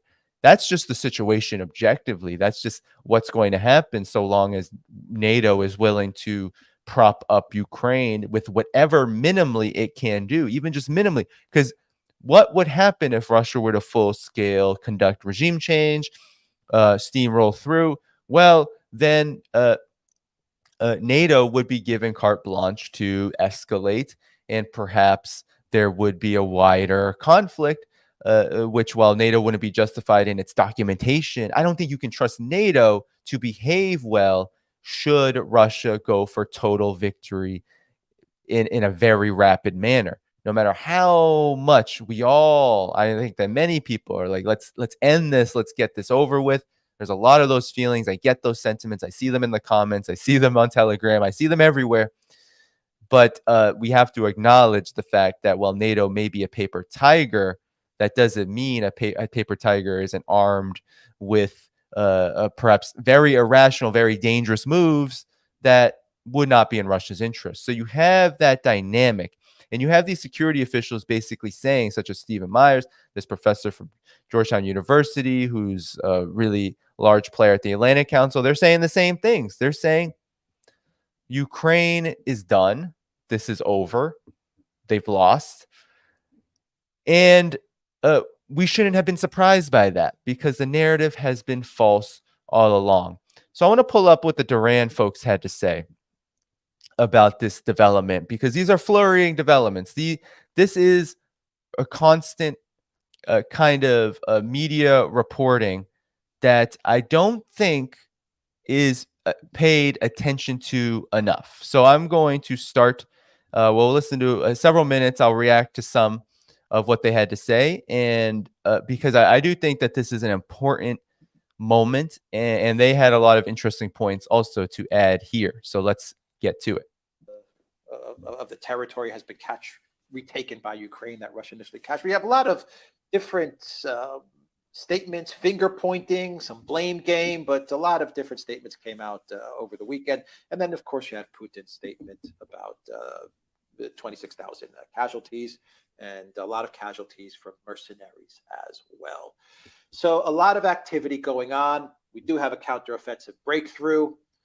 Everything in Zaporozhye and Kherson seems pretty static. Nothing. I haven't seen any movement there. Heavy fighting in Rapatino, but for the most part, the big movement is in the Kharkiv area, as well as all kinds of statements from all kinds of collectivist officials from Zelensky, and it seems like they're all trying to put the blame on someone as to why this is a failure. So, pick which one you want to talk about first, and let's I think context to all of this. I think you've covered it. I think again you've covered it very concisely and very comprehensively. Just a few things. First of all, this talk about Ukraine paying huge price in blood for every 100 meters that it gains. I haven't seen any evidence up to this point that Ukraine has actually gained any ground in any place that it's able to hold whatsoever for several weeks now. I mean, they gained some ground, some open fields and such things in the first weeks of the offensive. But more recently, in the last 2 weeks or so, so far as I can see, it's, at least in the south, it's ground to a complete stop. So what they're actually doing is worse than what the Kiev Post said. They are losing lives, attacking, but making no progress whatsoever. And they're losing lives, and they're losing tanks and infantry fighting vehicles, and of course, shells. Now you can, to some extent, replace or repair the tanks and the infantry fighting vehicles. Some of them, of course, get completely destroyed, but some of them you can take back to your front lines, ship them back to Poland, have them repaired there. It takes a while, but at least you can bring those back. But of course, shells you can't replace because the US itself tells us that they've run out. And men, you're having increasing trouble replacing. I mean, more of them are dying. And there's been reported, a long report today in the New York Times, that human casualties in the Ukraine military have been horrific, that the men who are now being brought into service are older. That makes them less reliable and effective as soldiers, less willing to obey orders. The whole thing, in terms of the offensive, the Ukrainian offensive, is dreadful. And So it is dreadful. I mean, that's when I pulled up earlier, 20% of equipment being destroyed. And of course, many more pieces of equipment, hugely important for their war effort, having to be sent back for repair or replaced altogether. I mean, that is dreadful. And then this idea of older people. I mean, this is you can't even keep up with the New York Times reports about how bad things have become.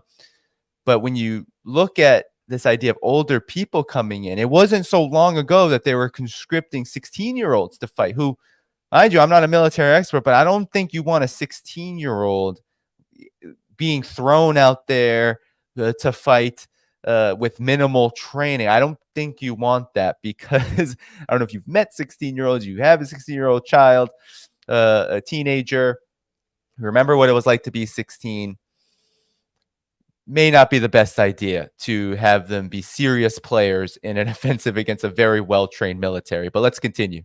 You see increasing recriminations. So you get people like Zelensky. We weren't given enough training. We weren't given enough weapons. It was all delayed for too long. In fact, he's actually, to some extent, reversing things. Because if you remember, if you take your mind back to what was going on in the spring, the weapons had been supplied, many of them. The training had been provided. You were getting all these slightly irritated reports coming from the US. Where is this offensive? Promises to get this offensive going. Lindsey Graham went to Kiev and had to be given the plan of the offensive. The Americans at that time were pushing the Ukrainians to launch the offensive. It's not true that the Ukrainians were, straining at the leash to launch the offensive earlier, and that it was the West that delayed them. If anything, it was the other way round. But the fact is, everybody can now see that the offensive was misconceived. And in fact, the reason the Ukrainians were reluctant to launch the offensive is because they knew perfectly well that they were facing these formidable Russian defenses. They probably had a better sense of how strong the Russian army was than people in the West did. So I just want to interrupt there, because on this point, I mean, look, when I look at Zelensky's intransigence and his constant and utter maybe misbehavior toward his puppet masters, I also think about the fact, and of course Zelensky and the Ukrainian government, they were a part of this, telegraphing the counteroffensive for months and months. You were as they were preparing for it. So Russia being prepared with its advanced logistics, its military industrial complex. Russia not only was built for this conflict, like Russia has been preparing for this for years and years, but not only was it built to fight this conflict, but it also had months and months to prepare at the psychological level, at the preparatory level, on the ground, all strategic level, months and months, even for just this one event in the conflict. So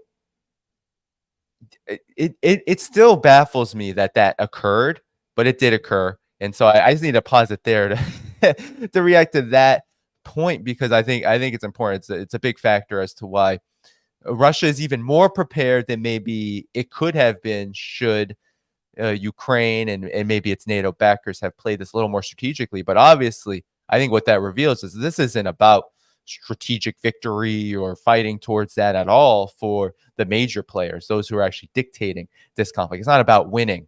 It's about just engaging in this conflict. What does it mean in so many areas and fields? Militarily, the collective West could care less about how Ukraine does. And I truly believe that. In the United States did. And we now have this, I find it absolutely infuriating article in the Wall Street Journal. I mean, I was angry when I read it, saying, you know, that we supplied Ukraine was supplied with inadequate weapons and inadequate training. And the hope was that they would break through because of their better spirit, courage and skill and all of that. That isn't true. That isn't true either, by the way. The US has a pretty good understanding, I think, of the Ukrainian army. What they thought would happen was that the Russians would turn tail and run, that they believe their own propaganda about the Russian military being corrupt, disorganized, demoralized, all of those kind of things. But come back to the cynicism. Who pushes an army to launch an offensive with inadequate weapons and inadequate training in the hope that its superior spirit will break through? I mean, that is terrible. You don't do that. At least not that I can understand. You don't do that. If you can't provide Ukraine with the necessary numbers of weapons and the necessary amounts of ammunition and the necessary amounts of training, well, you don't ask them. You don't tell them to conduct the kind of offensive that they have been strong-armed into launching.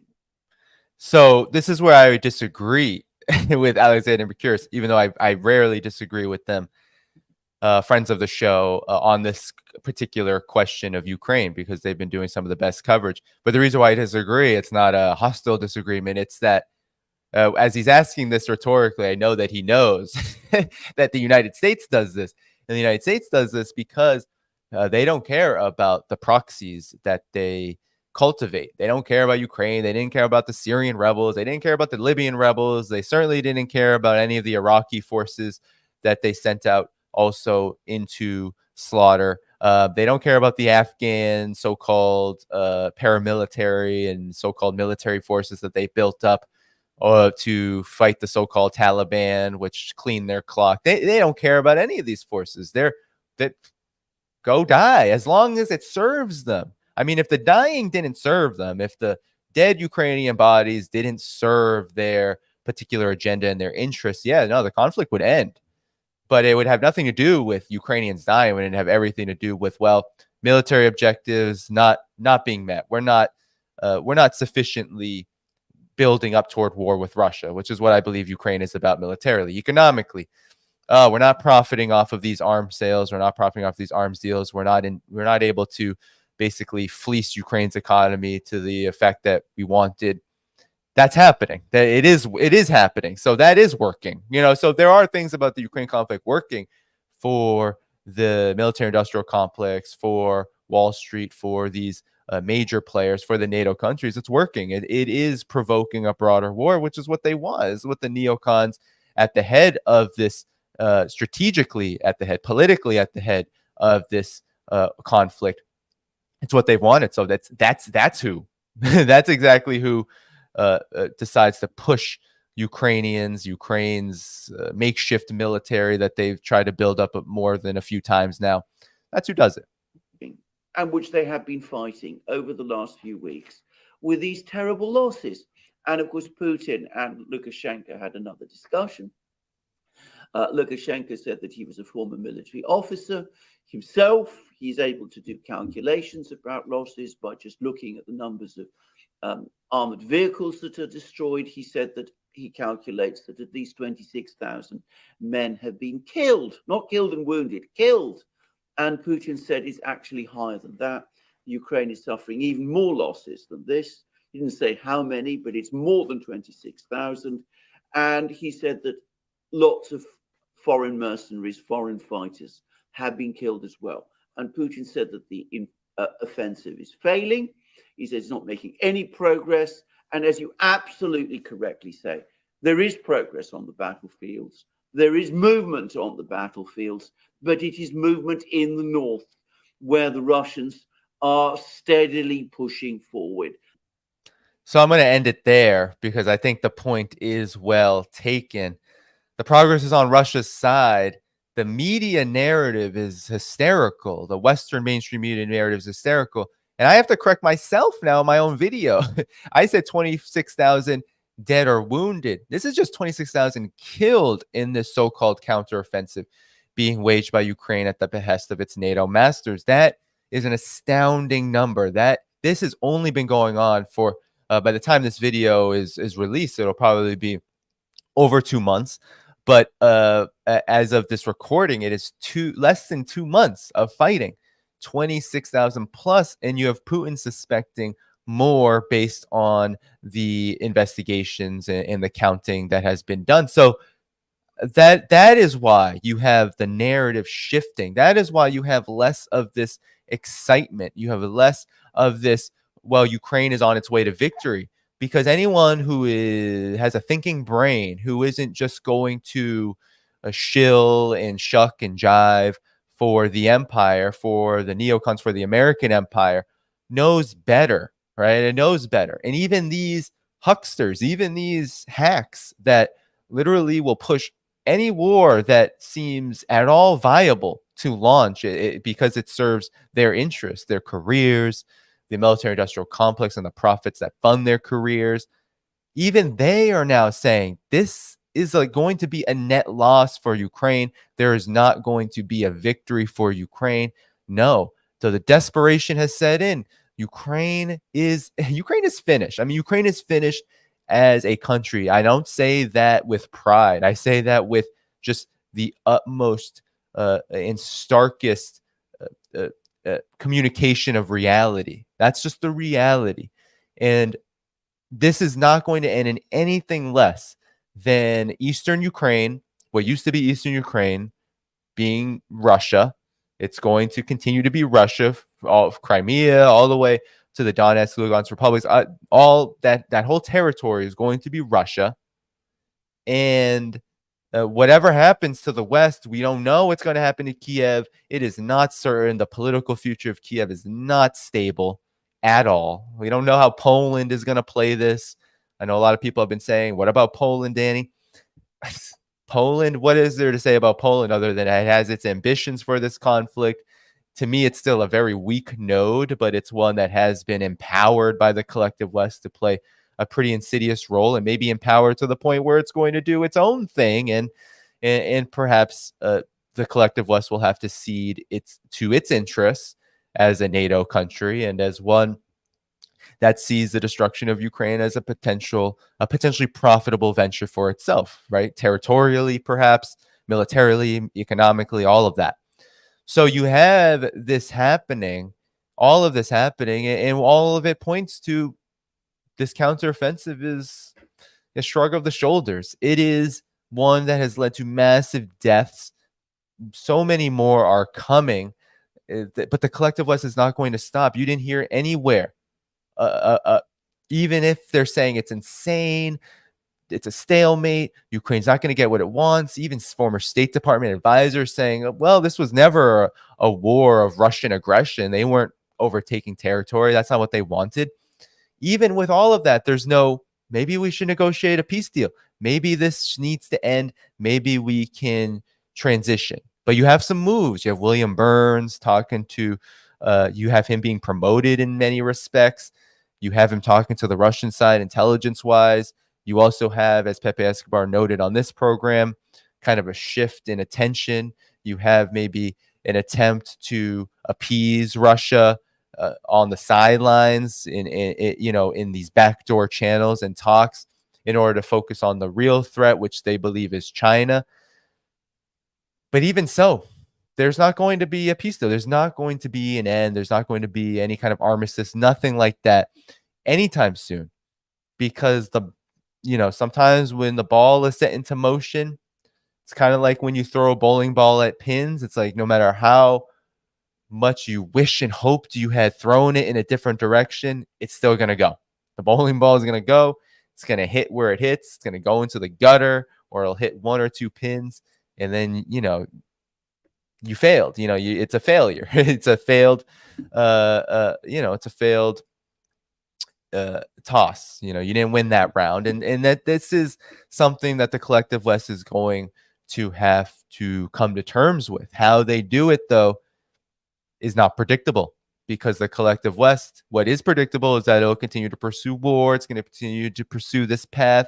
It's going to continue to kill massive numbers of Ukrainian troops and foreign mercenaries. It's going to waste away all of these stockpiles, whatever's left of them. It's going to continue to cause these economic disruptions.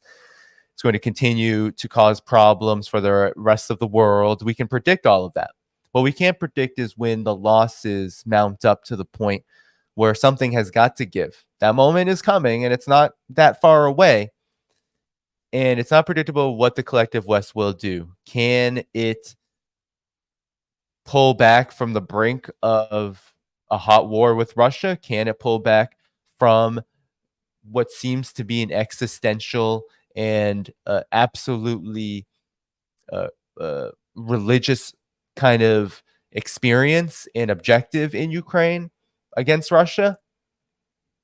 I'm not so sure about that, which is why we need to continue to place the pressure on in the information sphere and in all spheres. Continue to place the pressure on the collective West, on the United States at the head of it, to cease this conflict, to stop its role. That is where the problem has always resided. And that's where the problem will continue to grow. All of these problems will continue to grow until it is forced to pull out. And Russia will indeed be the biggest force facilitating that as it marches toward whether we want to call it victory or whether we want to call it just the inevitability of this conflict going in its favor, because victory is a tough word to use when NATO won't stop. You could literally, Russia could achieve all of its objectives, but the collective West is going to respond. So that's the facts. That's the facts. That's the fact of the whole matter. And Ukraine is in a state of desperation. This counteroffensive, to me, it's essentially over. The New York Times is saying it's just beginning. But to me, it's essentially over, because what you have is a dynamic that's not going to change. There could be heavier activity. There could be more fighting. Doesn't matter. It's not going to change the dynamic. So what kind of offense? We need to stop calling it offensive, I guess, and just call it a rolling loss, an ebb that will ebb and that will flow and that will move in different directions, but it will be a continuous rolling defeat. So that is it for the story. All right. What I'm going to do now is I'm going to do the shout outs. All right. So let me go actually to the chat. First, I'm going to shout out the super chats. All right. So here we go from the top to the bottom. I didn't get to ask this question. Is it true that Africa is the fastest growing middle class population in the world? If it's true, it means China and Russia are making a wise decision. So Russia, Africa does have a fast growing middle class. I'm not so sure about whether it's the fastest. Now, conditions in Africa, of course, are improving in some respects, but still, right, extreme poverty is a rampant problem, lack of infrastructure, all of that. So it's hard to, I haven't done my research on whether it's the fastest growing, but indeed, with more China, more Russia cooperation, the African continent's future, especially many African countries' future, is a lot brighter because it can sever some of the dependence on the collective West, which, of course, has centuries of history of underdeveloping Africa via many different means of force, slavery, torture, colonialism, and neocolonialism at the current moment. So, Elena Diaz, thank you so much. You said Russia did a deal with Bolivia for lithium. They will not only buy lithium, but also build a factory and give training. This is how China and Russia win by economic fairness. Indeed. And that is the story. That is the story. I was flirting with doing a debt story. I might save it for Monday if I'm able to hop on to show exactly how Russia and China deal with African debt that African countries hold. Of course, you have the recent write-off by Russia, but you had China doing it in multiple instances. And of course, the development just being much different, right? And they scoff. The collective West will scoff and say, oh, it's just interest-free loans. Well, China and Russia give a lot of interest-free loans. And they tend to be some of the most significant because they're the ones that are paying for some of this important infrastructure. And so writing off that debt is incredibly important to ensuring that not only are these African countries able to utilize that infrastructure, but that it becomes even more profitable for them. And that, to me, I think is just as redeemable and praiseworthy as doing it for loans with interest, which tend to also be very flexible among these countries. It is not the same kind of arrangement. This interest is not going to hamper and destroy these economies. It is simply a matter of Russia and China operate on win-win, not just give, right? So there are loans with interest. So, Elena, you sent another question. So I won't shout that out again as it was earlier in the stream. Nobody, thank you so much again. And thanks for being a regular viewer. Without sharing, there can be no justice. Without justice, there can be no peace. Without peace, there can be no future. Thank you so much for those words. All right. So, Umit, we asked your questions, but thanks so much again for your super chat. And Anthony, I'm going to butcher your name, Anthony Witcher, said, this has been a great conversation. Pepe has a wealth of experience and knowledge. Indeed, indeed. And especially of this multipolar world. Oh, man, like these are the conversations I love to have. So it's always great to hear from him. Now, let me go to... Someone said, what is a mild disagreement? I think I explained that. The disagreement is certainly it's really rhetorical. I mean, I think Alexander Mercouris understands that the United States does these things. He was being very rhetorical, using rhetorical technique to express a different kind of point. So I just wanted to add in that the United States is indeed a country that does this kind of thing. And honestly, while it's a really horrific thing and is probably in line with the US's record, it's hard to even say if it's the worst thing that the United States has done, to say the least. So I want to also get to, I just want to shout out the moderators. I see Joe, I see David in the chat. I think I saw Ware earlier. And I don't know if I can see any members right now. Let me see. Any members, shout yourselves out. I don't know why I can't see you all. This chat is being really interesting right now. YouTube's making some upgrades. Not sure if I agree with all of them always. Actually, I hardly ever do because it usually makes my life harder and probably all of your lives harder as well. So I don't really see the membership icon. So any members, just shout yourself out. I usually like to shout out you all who subscribe as a member. But in any event, everyone, we've been on for over 2 hours now. I should head out. But before I head out, yes, I'm going to try to get back on Monday. And if it's not Monday, it'll be shortly thereafter, later next week. So before you leave, of course, like the stream, hit that subscribe button so you know when I'm coming on. Hit that notifications bell.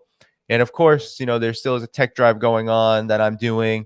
And just in general, supporting this work financially, if you can, is very helpful to ensuring this continues and that I can progress and make updates in all of the different areas. Production work still needs, I think, elevation. And I am very committed to making this program as streamlined and as easy to watch and quality-wise, all of that. So please do support the program. There is some financial stuff that may be happening with me where the support will be even more important. So I'm not going to announce it yet because it has to do not with me, but with my partner. And so, yeah, I'm going to leave that blank until deliberations issues are hashed out on that front. But yeah, the support is really important because it does help not just keep the channel going, it also keeps me going. And it is work that I'm very committed to and that I definitely think is going to be a bigger part of everything that I do. So patreon.com/Dhaiphong in any amount. You can find the link in the description. You can find my link tree for all the other options, Substack, PayPal, Cashapp. You can find that in the description. Follow me on Telegram, of course, t.me/DannyHighFall. You can find that in my link tree as well. It's where I'm doing most of my social media. Of course, Twitter at Danny Haiphong, Spirit of Ho. You can search Danny Haiphong or my handle, Spirit of HO. And a few other announcements before I go. I am working on Carlos. I have to reschedule it because I'm not available on the day that I thought I was. But I'm working on Carlos Martinez and Ken Hammond to come on to talk about their books on China. I did have the book review stream from London back in June, but I'm going to have them back. I'm going to have him and Ken Hammond have a discussion, a broader discussion about China and some of the latest developments from the perspectives of their books. And, Ken Hammond has been on the show before, so has Carlos, and getting them together will be, I think, a great stream. And so I'm working on some other things, but for now, that is all. So like, subscribe, notifications bell, all that good free stuff. And then, of course, if you want to support financially, if you can, all the links are in the description. Patreon, Substack, one-time options, YouTube membership is great. With that said, everyone have a great weekend. No clip tomorrow. I usually do Sunday through Friday clips when I'm not streaming. So no clip tomorrow, but so tomorrow day off and then back to clips. And one other thing for those who are interested in this, just know that this channel operates like many other channels, which is live streams and then clips of the material. Some people have problems with that. They want original material all of the time, but just know that not everybody watches streams, okay? Not everyone can get through the 2-hour streams. It's a particular kind of audience. And so I do clip and I do, if it's timely, I got to get the clip out sooner. If it is evergreen, I wait a while. And that's just what happens. That's just what happens in media. That's how YouTube generally works for a lot of different creators. And for those of you who are interested in me doing full-time original work out from streams to videos, if you want me to be able to put in that kind of time for you, then the support will have to go way up because I don't know if you're a one-person operation, all right? I don't know if anybody's tried video work in the past. Just say that if you're a one-person operation doing video work and it's not full time, like if you're not able to do a full time, it's not going to happen. So again, that's what makes support even that much more important. But the structure of this channel, I think, works for me, works for many people. Some people are asking me if I write text articles. I do have articles. So Substack, you subscribe for free. You might not get access to the archives if you subscribe. Of course, annually, you can get all the archives of my written work. Every YouTuber has their own style of doing things. Yes, indeed. So, all that said, I do write. I haven't been writing as much, but I did write about Henry Kissinger in the Kissinger visit. That's my latest article. And I'm going to try to do more writing because I do love to write. It's hard to find time to do all of it. So I'm linking that in the description. BGTN article. And you can subscribe on Substack and see it as well. I don't know if it's in the archives yet because I do all my articles for free, but they do end up hitting the archives after a certain amount of time, and then it's only for paid people. So I don't do as many articles as I did in the past. I used to write weekly and all of that good stuff. And now I do mostly video with articles that I do still continue to write. And I do hope to do more writing as time allows. When that time will come, may be a different moment in my life. And indeed, a lot of good comments in the chat about writing and how it helps. Yes, I love writing. I do love writing. I do love writing. And it's a different thing. All right, everybody. Take good care. I appreciate all of you. Salute. See you again soon. Bye-bye.